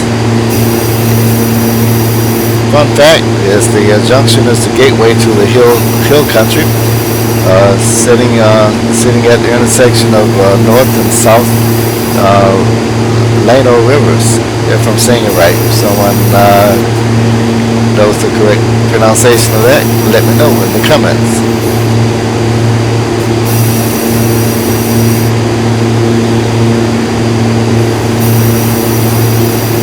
One of the things I have not done in a while is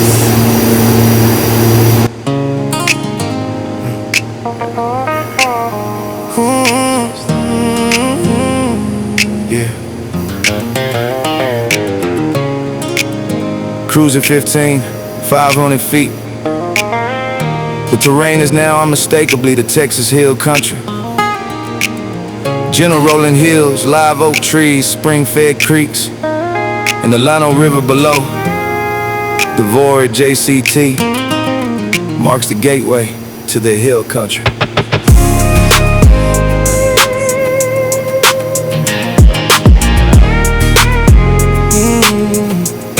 Yeah, yeah, yeah.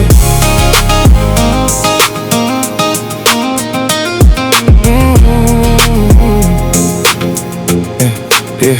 Cam fading in the rear view, the scrub brush turns to green. The live oaks start to cluster where the creeks cut in between. The hill country's no illusion, it's finally here to stay. The flatlands are a memory, 100 miles away. The Llano River somewhere north, the ribbon out of sight, but I can feel its presence in the way it holds the light. The rocks are getting closer to the surface of the ground, the kind of place where silence is the only real sound.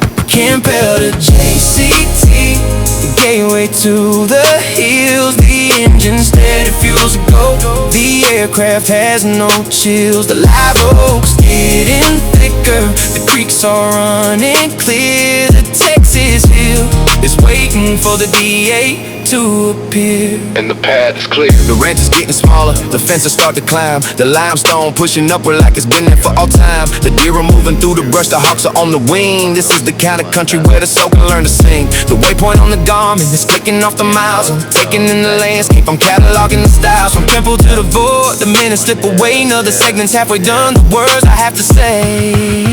KEMPL to JCT, the gateway to the hills. The engine steady fuels to go, the aircraft has no chills. The live oaks getting thicker, the creeks are running clear. The Texas hill is waiting for the DA to appear. The settlers came this way once, they followed the rivers west. They carved their names in limestone, they put their fears to rest. I'm following their path now, but I'm 5 miles in the sky. The same unchanging landscape is moving underneath me as I fly. The Llano's getting closer, I can see it from the air. A ribbon of cool water in the morning's golden glare.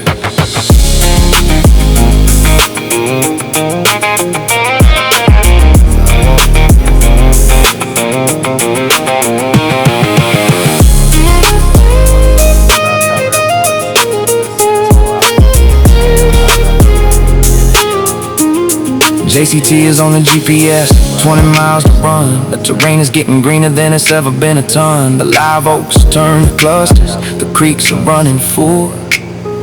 The diamonds cutting through the air, it's beautiful and cool. The engine never misses, the gauge is all red-green.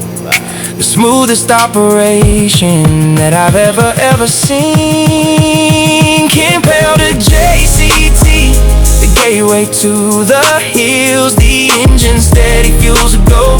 The aircraft has no chills. The live oaks getting thicker. The creeks are running clear. The Texas hill is waiting for the DA to appear. JCT on the nose now.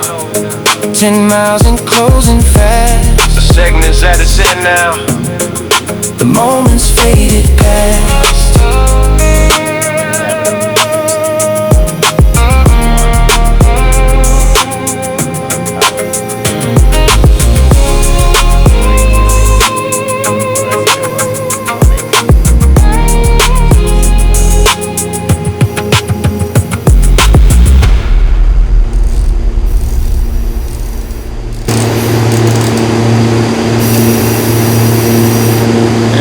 Talk it over. See, we have the 121.5 bed in there. Okay, this is it.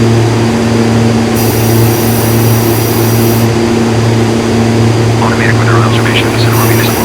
Wind 0603 knots. Visibility more than 10 miles. Sky conditions UN 6000. Sky at 7000. Temperature 21. Dew point 6. Altimeter 3015. 3015, so I'm changing the altimeter to 3015. Automatic weather observations in our municipal. Wind 0603 knots. Visibility more than 10 miles. Sky conditions UN 6000. Sky at 7000. Temperature 21. Dew point 6. Altimeter 3015. Listen, one more time. Here's some of that. Automatic weather observations in our municipal. Wind 0603 knots. Visibility more than 10 miles. Sky conditions UN 6000. Sky at 7000. Temperature 21. Dew point 6. Altimeter 3015. Okay, so we got what we needed. I'm putting 121.5 back in COM 2, leaving it at COM 2 to listen on it, but I could talk or listen on COM 1.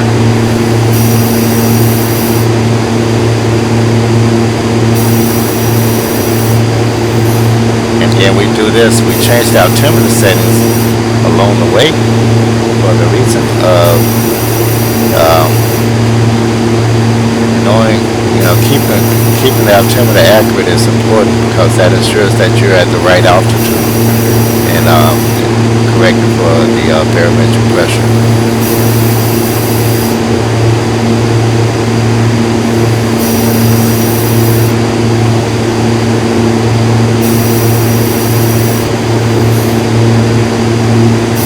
While I have you up on this screen, I want to show you what's going on with the fuel now.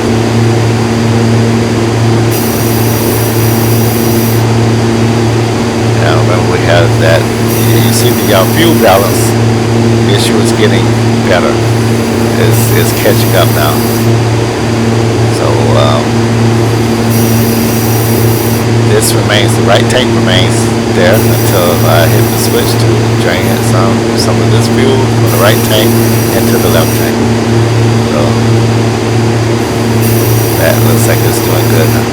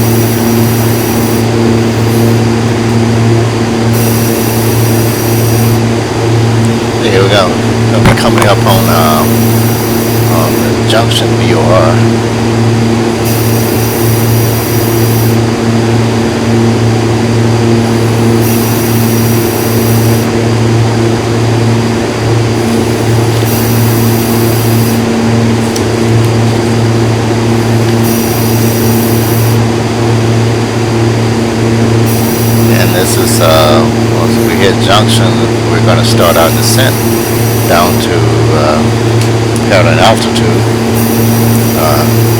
It's going to be a long and comfortable descent into San Marcos.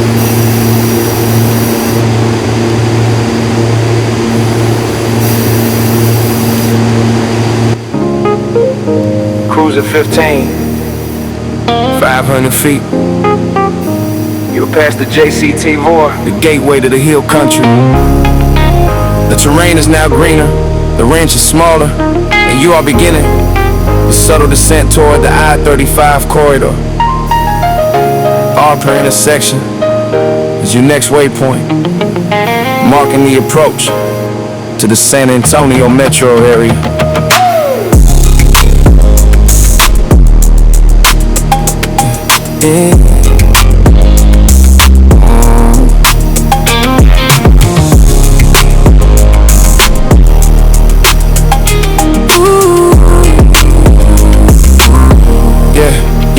Yeah, JCT behind me, the gateways in the past.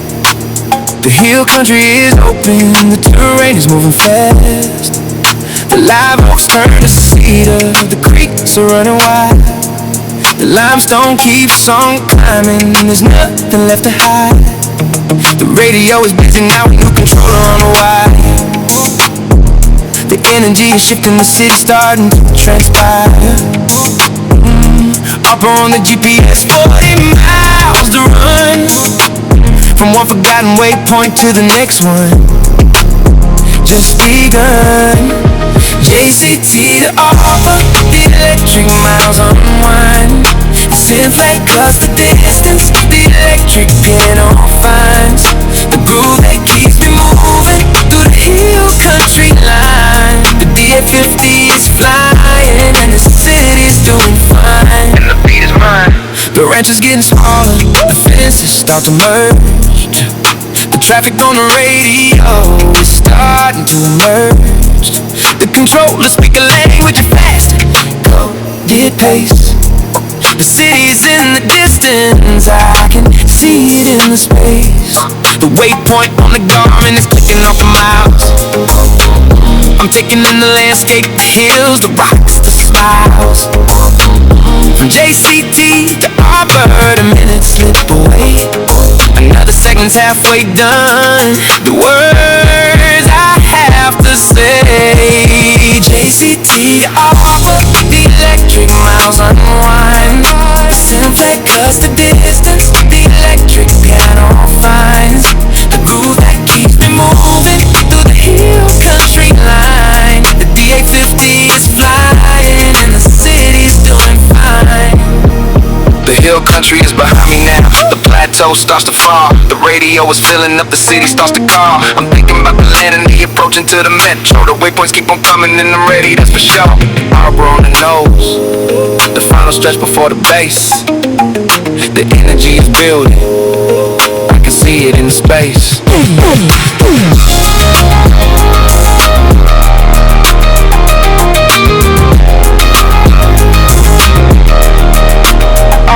On the GPS, 20 miles to run. The terrain is getting greener, the city's just begun. The live oaks turn to suburbs, the creeks are running clear. The diamonds cutting through the air, the destination's near. The engine never misses, the gauges are red green. The smoothest operation that I've ever seen. JCT to ARPER, the electric miles unwind. It's in flight cause the distance, the electric piano finds the groove that keeps me moving through the hill country line. The DA-50 is flying and the city's doing fine. ARPER on the nose now, 10 miles closing fast. The segments that it's in now. The moments faded past.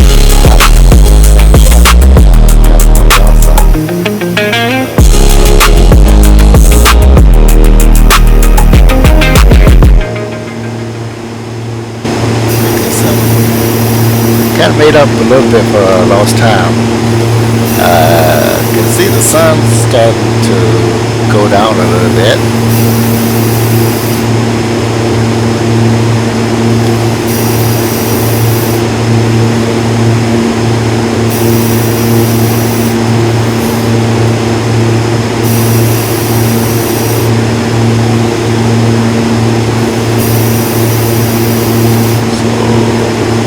Descending into the airport, we're kind of high, and I am going to go ahead and get the ATIS for San Antonio. I'm sorry, there is a San Antonio, but it is in San Antonio, but it's San Marcos. So I'm going to get the San Marcos ATIS frequency, which is 120.825.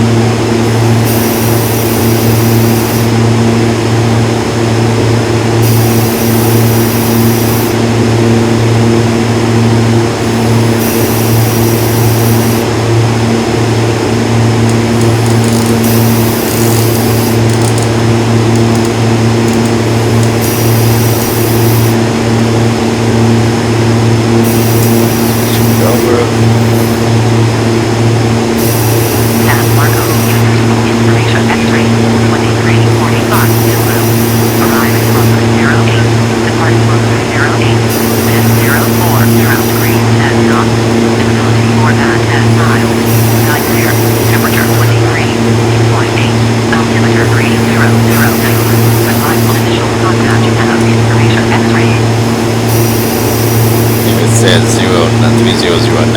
I'll listen to it again though. Marcos, information X-ray 2345 Zulu. Arriving runway 08. Departing runway 08. Wind 040 degrees 10 knots. Visibility 4 miles. Sky clear. Temperature 23. 2.8. Altimeter 300. Advise initial contact. Have information X-ray.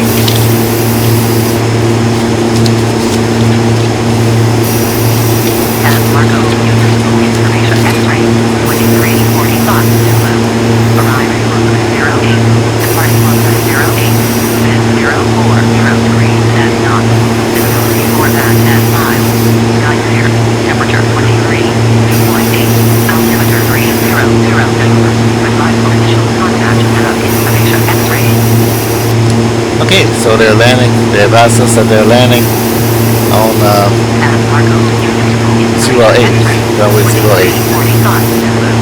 Arriving runway 08, departing runway 08, wind 040 degrees 10 knots, visibility 4 miles, sky clear, temperature 23, 2.8, altimeter 300.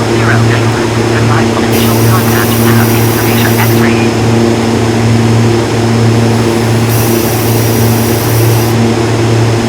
Marcos, information X-ray 2345 Zulu. Arriving runway 08. Departing runway 08. Wind 040 degrees 10 knots. Visibility 4 miles. Sky clear. Temperature 23. 2.8. Altimeter 300. Advise initial contact. Have information X-ray.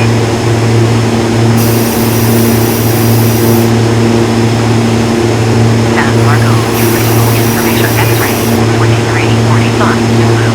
Arriving runway 08. Departing runway 08. Wind 040 degrees 10 knots. Visibility 4 miles. Sky clear. Temperature 23. 2.8. Altimeter 300. Advise initial contact. Have information X-ray. So here's what I did. I dialed in the heading. I put the heading bug to the runway. But let me get rid of that. Arriving runway 08. Departing runway 08. Wind 040 degrees 10 knots. Visibility 4 miles. Sky clear. Temperature 23. 2.8. Altimeter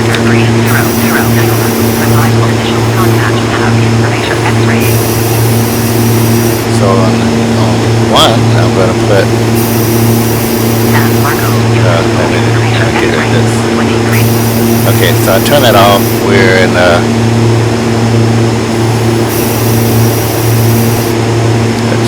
Visibility forecast at miles. Sky clear. Temperature 23. Dew point 8. Altimeter 3009. Advise on initial contact to have information X-ray. switch this back over. Scan barcode. Useful information X-ray. 23. Now it's switched over. The right one switched over. And I'm going to go ahead and put ground in there in COM2. So it's going to be, I'm going to switch this over. Yep, I got it where I need to have it. So ground is going to be 120, 120.125.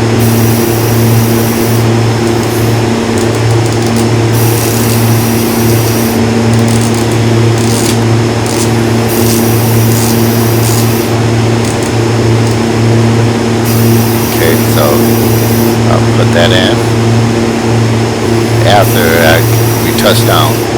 Then I'm going to put this to COM1 and I'm going to dial in the tower frequency. Tower frequency is 126.825. 126.825.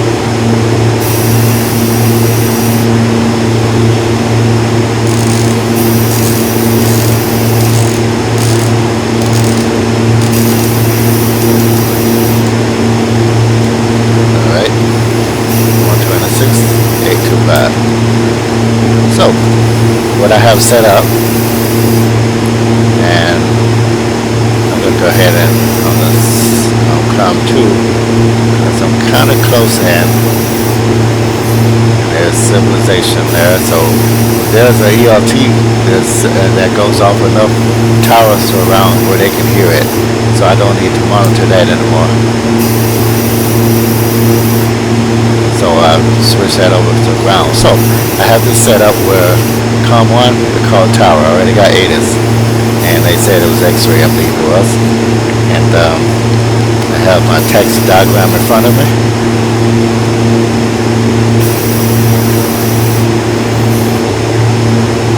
Have the altimeter dialed in.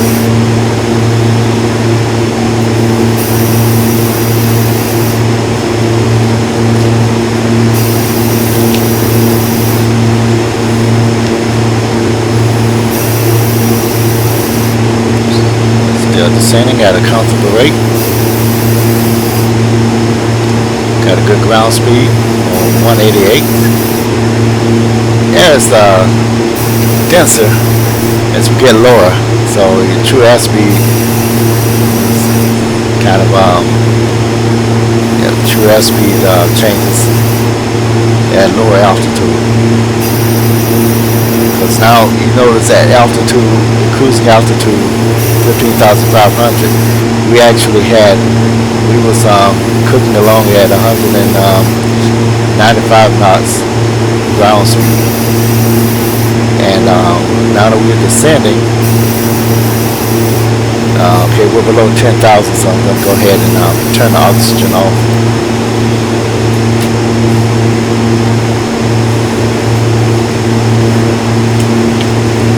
Yeah, so the airspeed is less, but we made up for some lost time. I'm looking around, and it's not.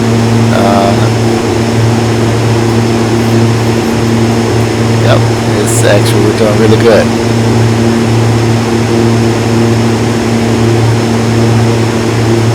So we passed ARPERs, and what that does is that put us in the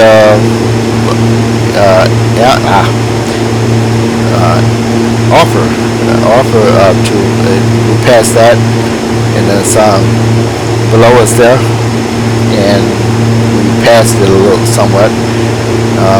It's the northern edge of San Antonio, and San Antonio is the area that we're landing at. Fun fact, I found a story about the OZMOS Dam, ALMOS Dam, which used to have a scenic overlook right above the city. There was a famous local tale about a lifeguard who hit a possum on the dam road, The dam as in water blocker. No profanity. um, and then the possum ended up jumping in the car. So that's a funny fact there. I do notice that what I noticed is when I was in Texas, that you learn a lot of things there. The Texans are really friendly people there. No road rage. I can't say that for all the Texans. I know the area I was in, Corpus Christi area, and drive across country. They're just driving across the whole state of Texas to get to Corpus Christi. Everyone was friendly. There was no road rage.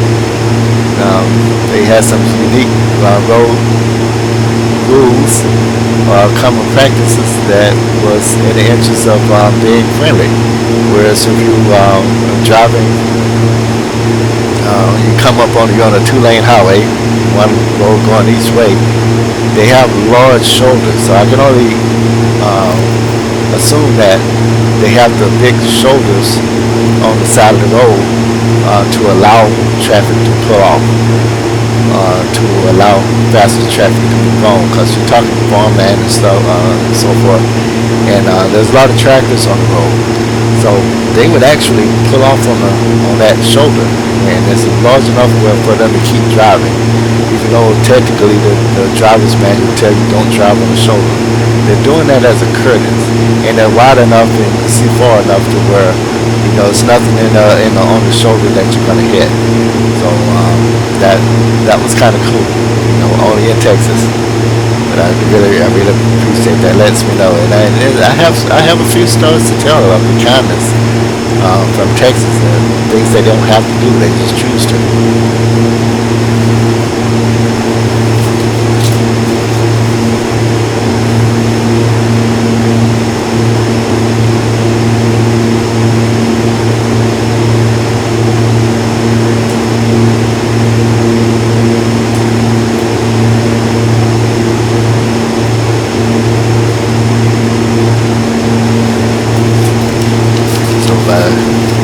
Starting this descent way out, we actually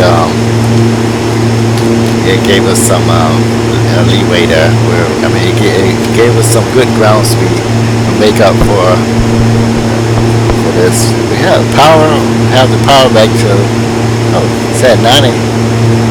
So yeah, 90%. So it's not bad. It's up. And what happened there, I didn't change that. In fact, if anything, I pulled back on the throttle. Because we don't have that load on the prop, I lowered the nose. That's my educated guess. We reduced that load on the prop, so then the RPM and the load factor picked up. So we're at max load, and we're descending. And that's giving us a good ground speed. And it looks like we're going to be on the ground before it gets dark. And that's what I really wanted to do. And I did mention that I was going to turn on the landing light, so let me do this. This is what I'm supposed to do anyway.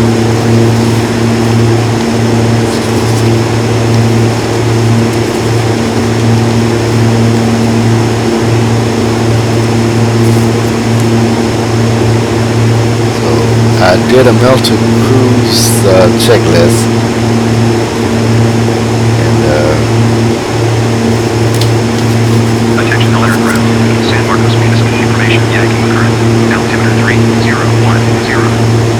3010 now for the altimeter.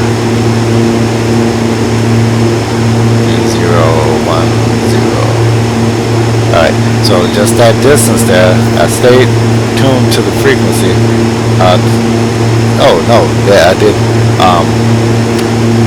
I was on ground and tower. They transmitted change in the altimeter and the information. It's now 3010. Makes a difference when you're landing.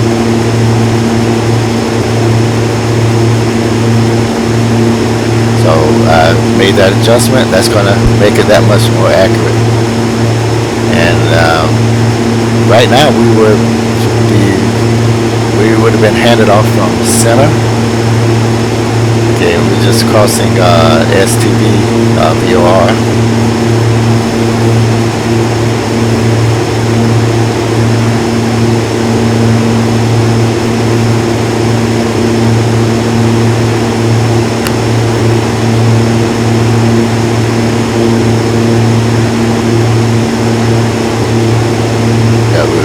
across STV VR. That's Stonewall.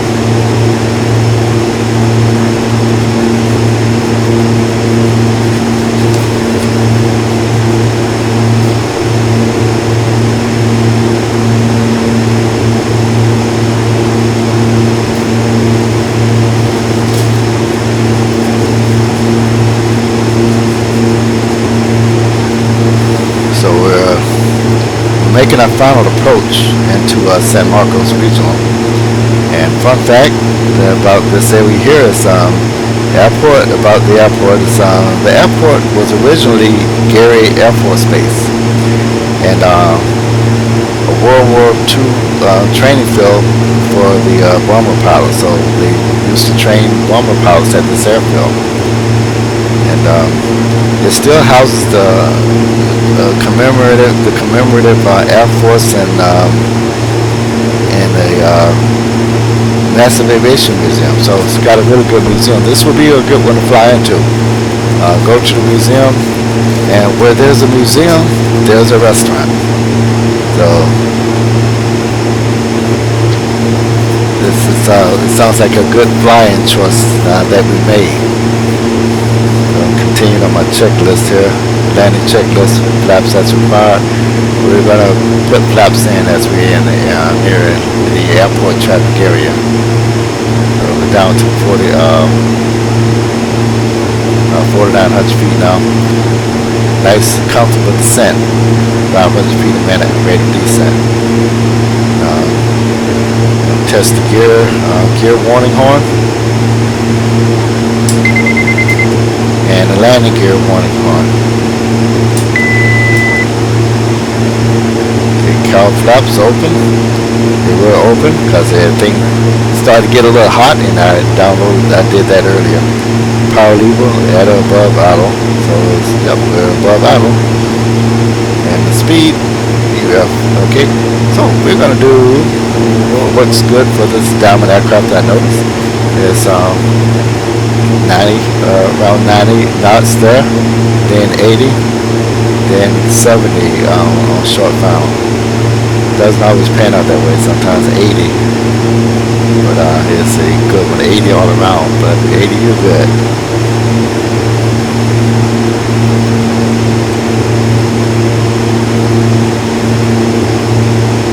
So we would, where we are now, where we are currently, we would have been handed off as soon as we got down below 10,000 feet. We would have been handed off to approach. In this area here, it would have been Austin approach, and I suppose I could put Austin approach there. Treat it like the real thing. Here, Austin approach. Austin approach is going to be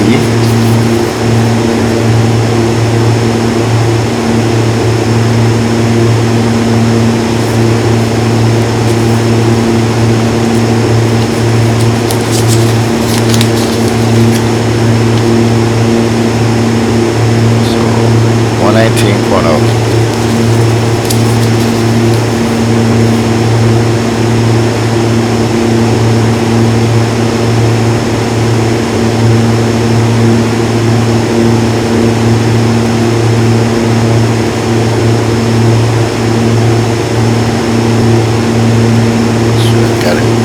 Change them.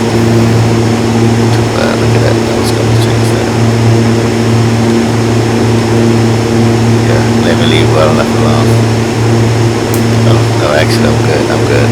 1261. Get it back right. Get it back right. 1261. You have passed STV VOR and are established on the final segment of the approach into KHYI. Descent continues from approximately 5,000 feet down to pattern altitude. The San Marcos metro area is below, the airport is in sight, and you are being handed off from Austin approach to San Marcos Tower.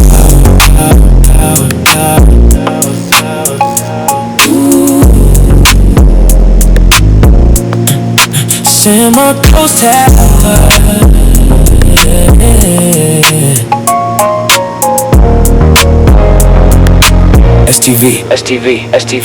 STV behind me, the final fix is past. The descent continues steady, the air is getting fast. From 5 to 1500, the numbers start to fall. The San Marcos runway's waiting, I can hear the tower call. The electric piano carries me, the scently lights the way. The gear is coming down soon, the flaps are set to play. STV the key, final miles unwind. The electric piano carries through, the Cindy close behind. The DA-15 is ready for the descent into the line. The airport's getting closer, and the city's doing fine. And the runway's mine. The surfers right below me, the highways start to merge. The traffic on the radio is filling up the verge. The tower gives the numbers, the winds are out the south. The final approach corridor is right there in my mouth. The waypoint on the Garmin clicks off the final miles. The electric peon shimmers underneath the morning smiles. The gear is down, green, the flaps are at approach. The engines at the descent power, the airspeed's on the coach. The runway's out the nose, now the poppy showing red. The final few minutes of the journey live inside my head. From Deming to this moment, across the Texas plains. The DA-15s carry me through sunshine and through rain.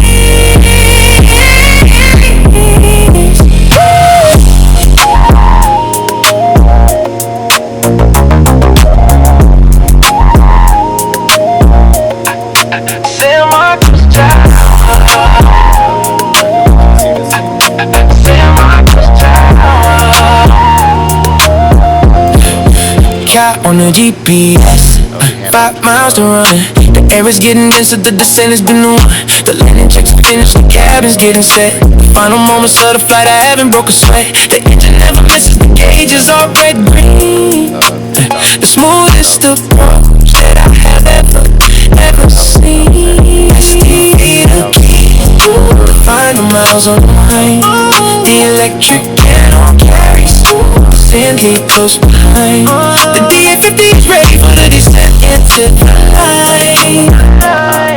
The airport's getting closer, and the city's doing fine. San Marcos Tower on the frequency. The runway's in my sight.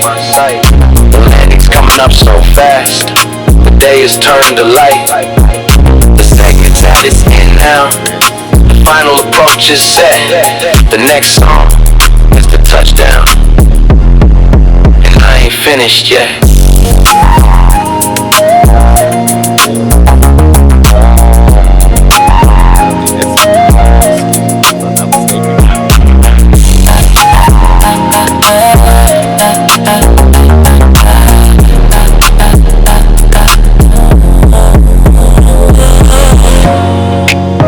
You have passed.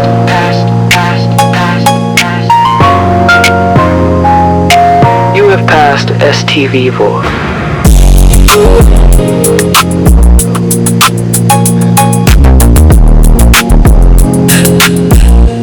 Put a load on. I know what that was. It put a little load on the propeller when I raised that nose. That's what that was about. Okay, let's go down here.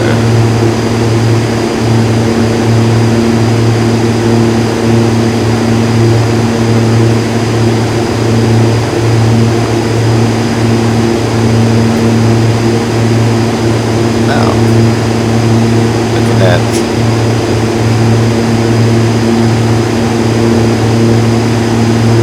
okay, so here we go. Now we're landing runway. Let me show you what I'm doing here on the side.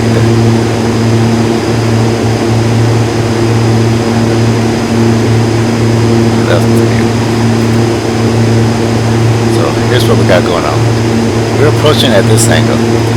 When we listen to ATIS,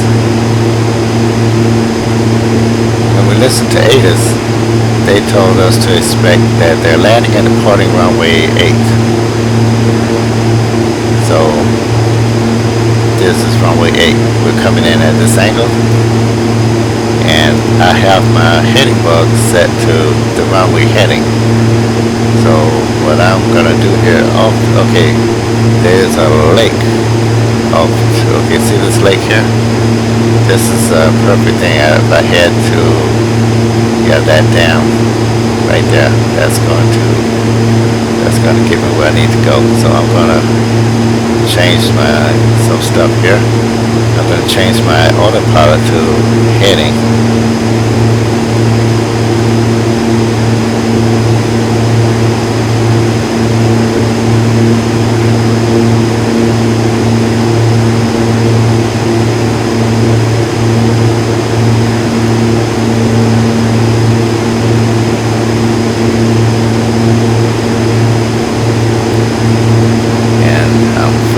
First, before I do that, I'm going to put my heading over here.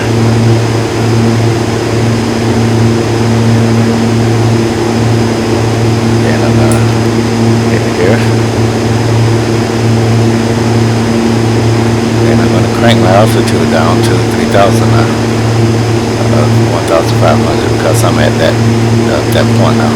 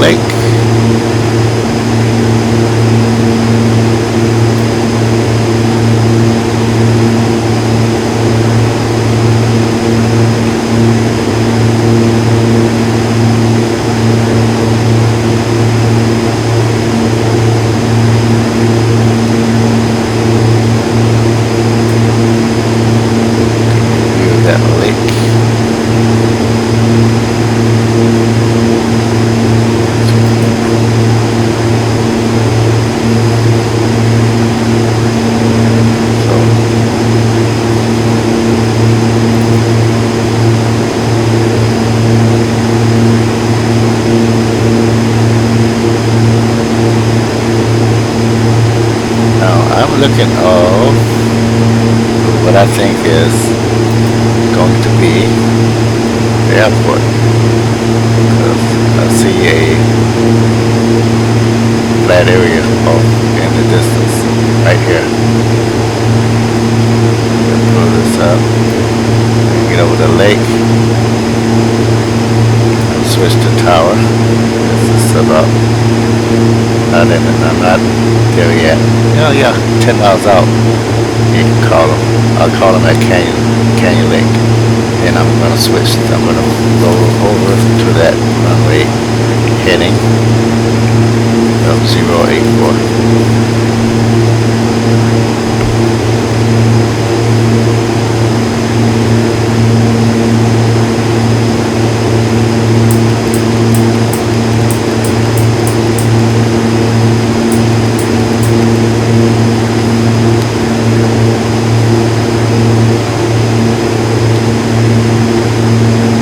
Tower frequency in COM 1.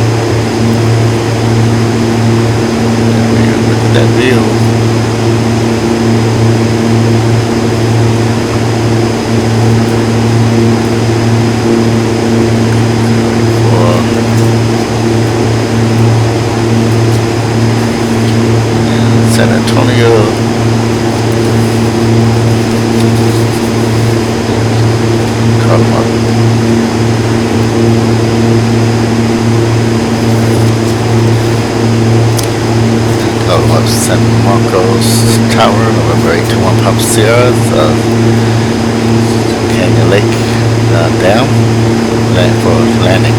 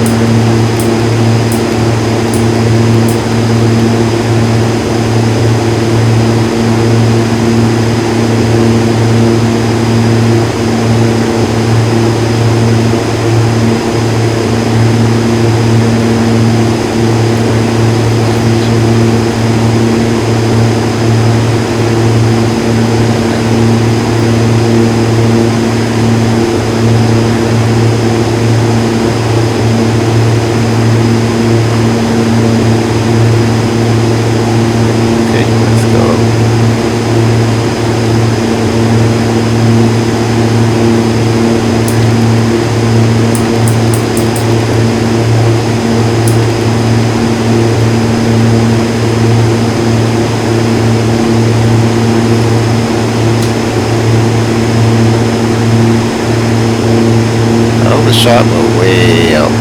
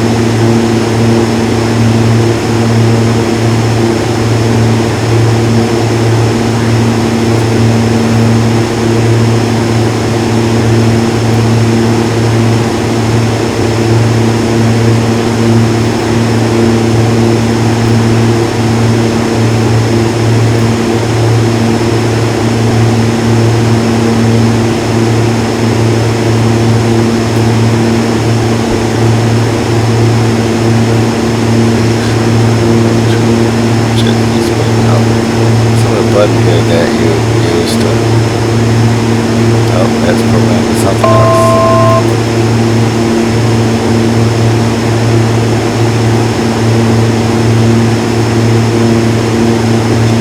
There we go.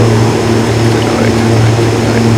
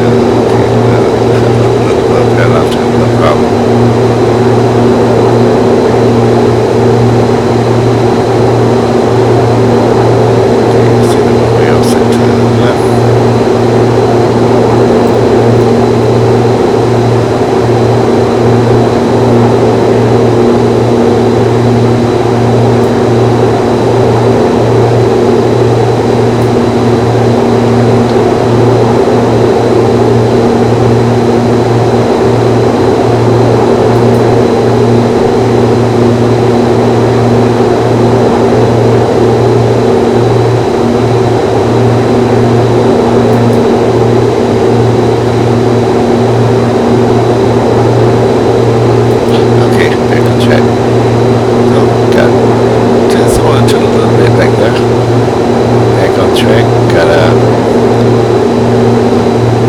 shallow descent, 50 meter minute rate of descent. And it's the runway. So I tell you what happened. How I got on track and then off track.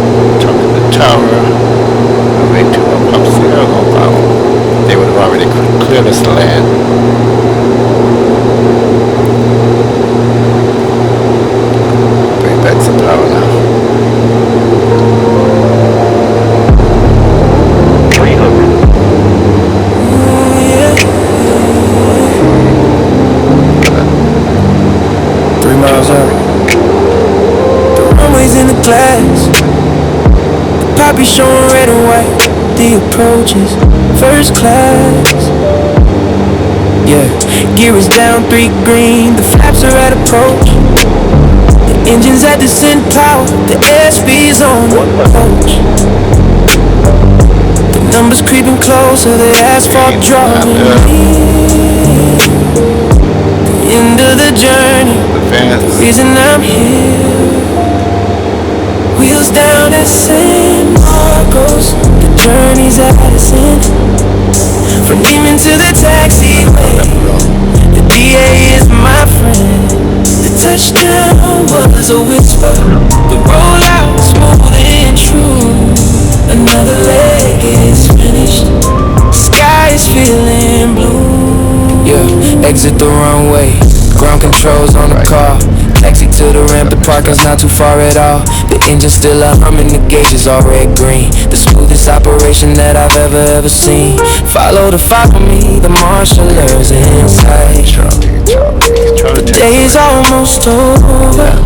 The journey feels alright.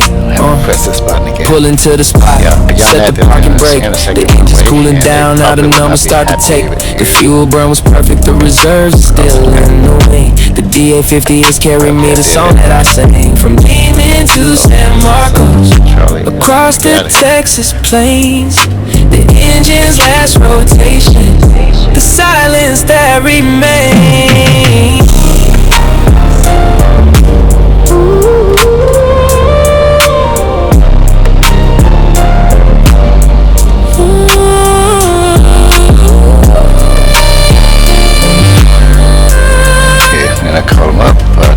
Stay on the tower frequency. November 821 Papa Sierra, clear at Charlie, and taxi to where am I taxiing to? Don't know my way around there. I landed on 8. It's getting quiet. The instruments go dark. The journey's at its finish. I made my final mark. Taxi to transit parking. Okay, and then transit parking, and I'm gonna make a right on Alpha, go all the way to the end, and there's some parking spots gonna be on the left.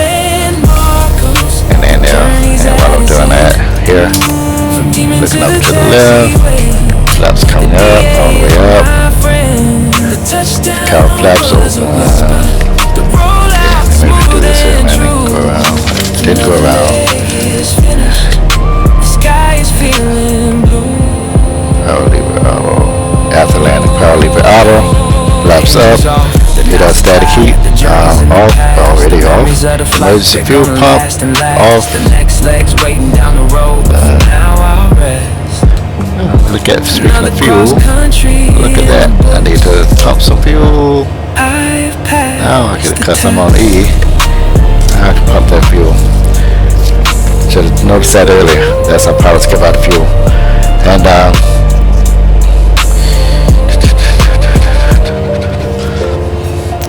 okay, power lever auto, cowl flaps closed.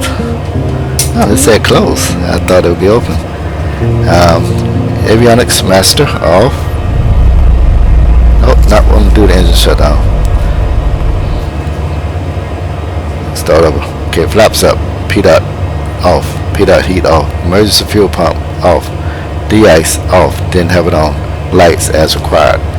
So landed, and so I'm putting on my taxiway, turning off my landing lights. It's already landed. Leave the strobe on, and don't have the position light on. Though it might be a good idea to put those position lights on because sunset, I see lights coming on. Okay, here we go. Now just go with, let's say the tower comes and say contact ground. So I would actually contact ground, and that's where I will switch it to this bottom one here, and talk to ground, which I already did. So let's go ahead and move it along. So we're gonna make a, what did I say? We landed on 8 and rolled out on Charlie. Gonna make a right on Alpha, and the destination is going to be on the left at the end. Let's do this.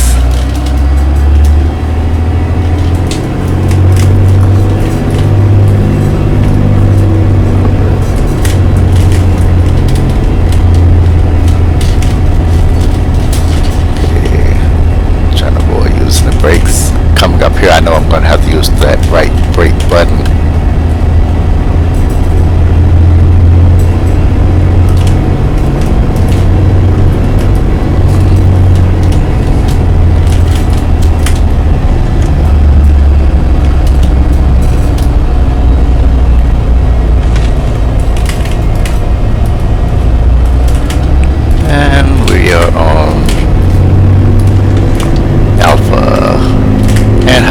On Alpha because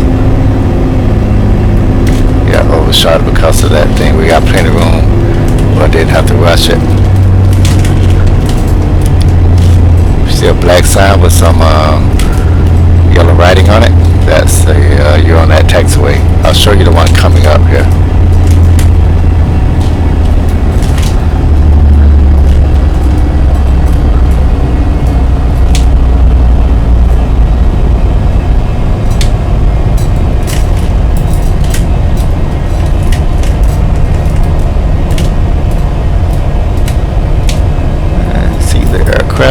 Coming up, those are those signs I was talking about. So you see the black, again, look this up in the on the FAA site. Look at the manual for pilot operations, the pilot operating handbook. So to the right here you see a sign with a, that's in the black box. So yellow writing in the black box, you're on that taxiway. That other one to beside it, it's the opposite. That's the one that you're coming, that's the intersection you're coming up on. So here we know we're going all the way down to the end. Not this one, but the one here coming up all the way down to the end.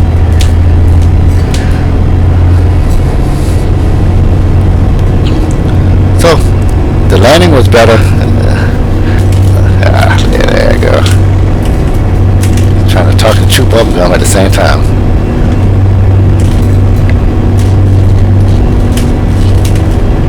So the landing was better on this, but the approach sucked, to be honest. I started it out good intentions, and somewhere along the line when I was maneuvering around that lake, I think I wasn't paying attention to what I was doing, and got past the center of the runway. I started my turn a little early. So on this, let me just find somewhere to turn in here. Because on something like this, they just kind of head out. And I'm going to do the same. Just find a place to head out.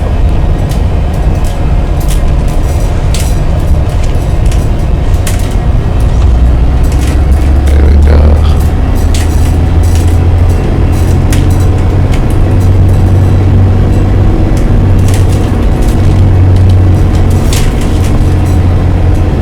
Yeah, you see why that's button is not so good.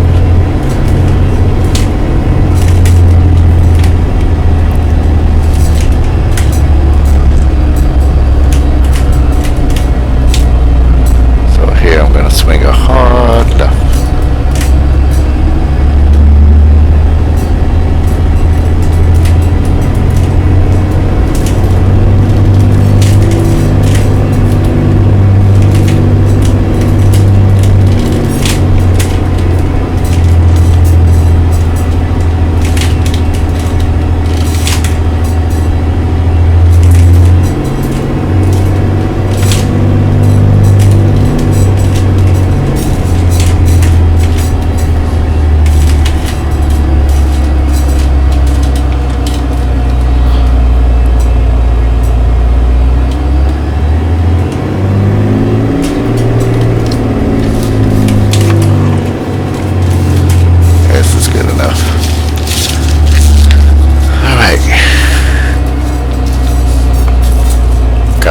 parking spot, and something like this, get out and push pull as required to get it running perfectly. Perfect. Okay, let's do an engine shutdown now. Parking brake set, I just did that. Power lever is been at ground idle 2 minutes. Cowl flaps closed, already closed. Avionics master off.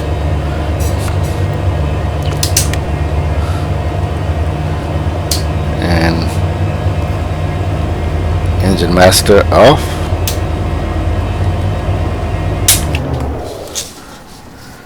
Okay, lights off. Taxi position strobe all off. Electric master off. Okay.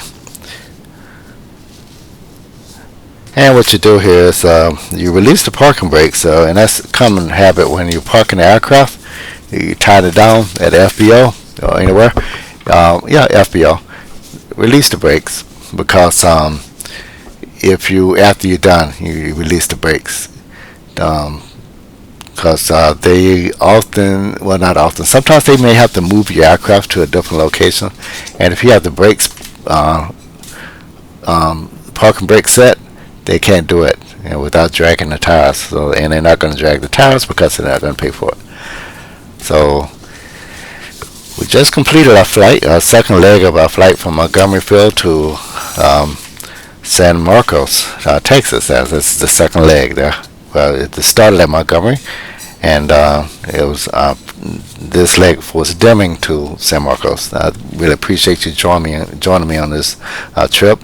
I know everything wasn't perfect, and real world, I don't recall ever making a perfect flight or flying with anyone who's made a perfect flight. But I do want to get input from you there on what you noticed there, because I know there's got to be some diamond pilots out there who can give me some pointers on this here. I keep trying to get my hand on an authentic something other than a PDF guide. I want something that's watered down that the pilot can handle in the cockpit. Now I created this one myself by using the PDF guide, but I know that there's some, because I see videos of people in their YouTube videos where people are flying diamond aircraft, and they have something more like this, where they're flipping it, or it's on a ring, and this is pages I have to turn. I don't like turning pages when I'm in the airplane. So anyone know where I can get my hand on the authentic diamond checklist that I can use? Because I have this laid out. I went out of my way. I did some research on the buttons and knobs, took pictures, got the switches configured. They all work, as you see, even down to one that's made for a washing machine. Switching to different cycles, options on the washing machine. I use that for my fuel transfer, and as you can see, it works quite well. Looks similar, very similar, and it works well. So I don't want to keep you up past this here. So again, my name is Chris. It's a pleasure flying with you today, and I really appreciate you coming along on this flight. And the next leg is going to be from here. That'll be the third and final leg. It's going to be from here to Lakeland. So thanks for joining. Bye now.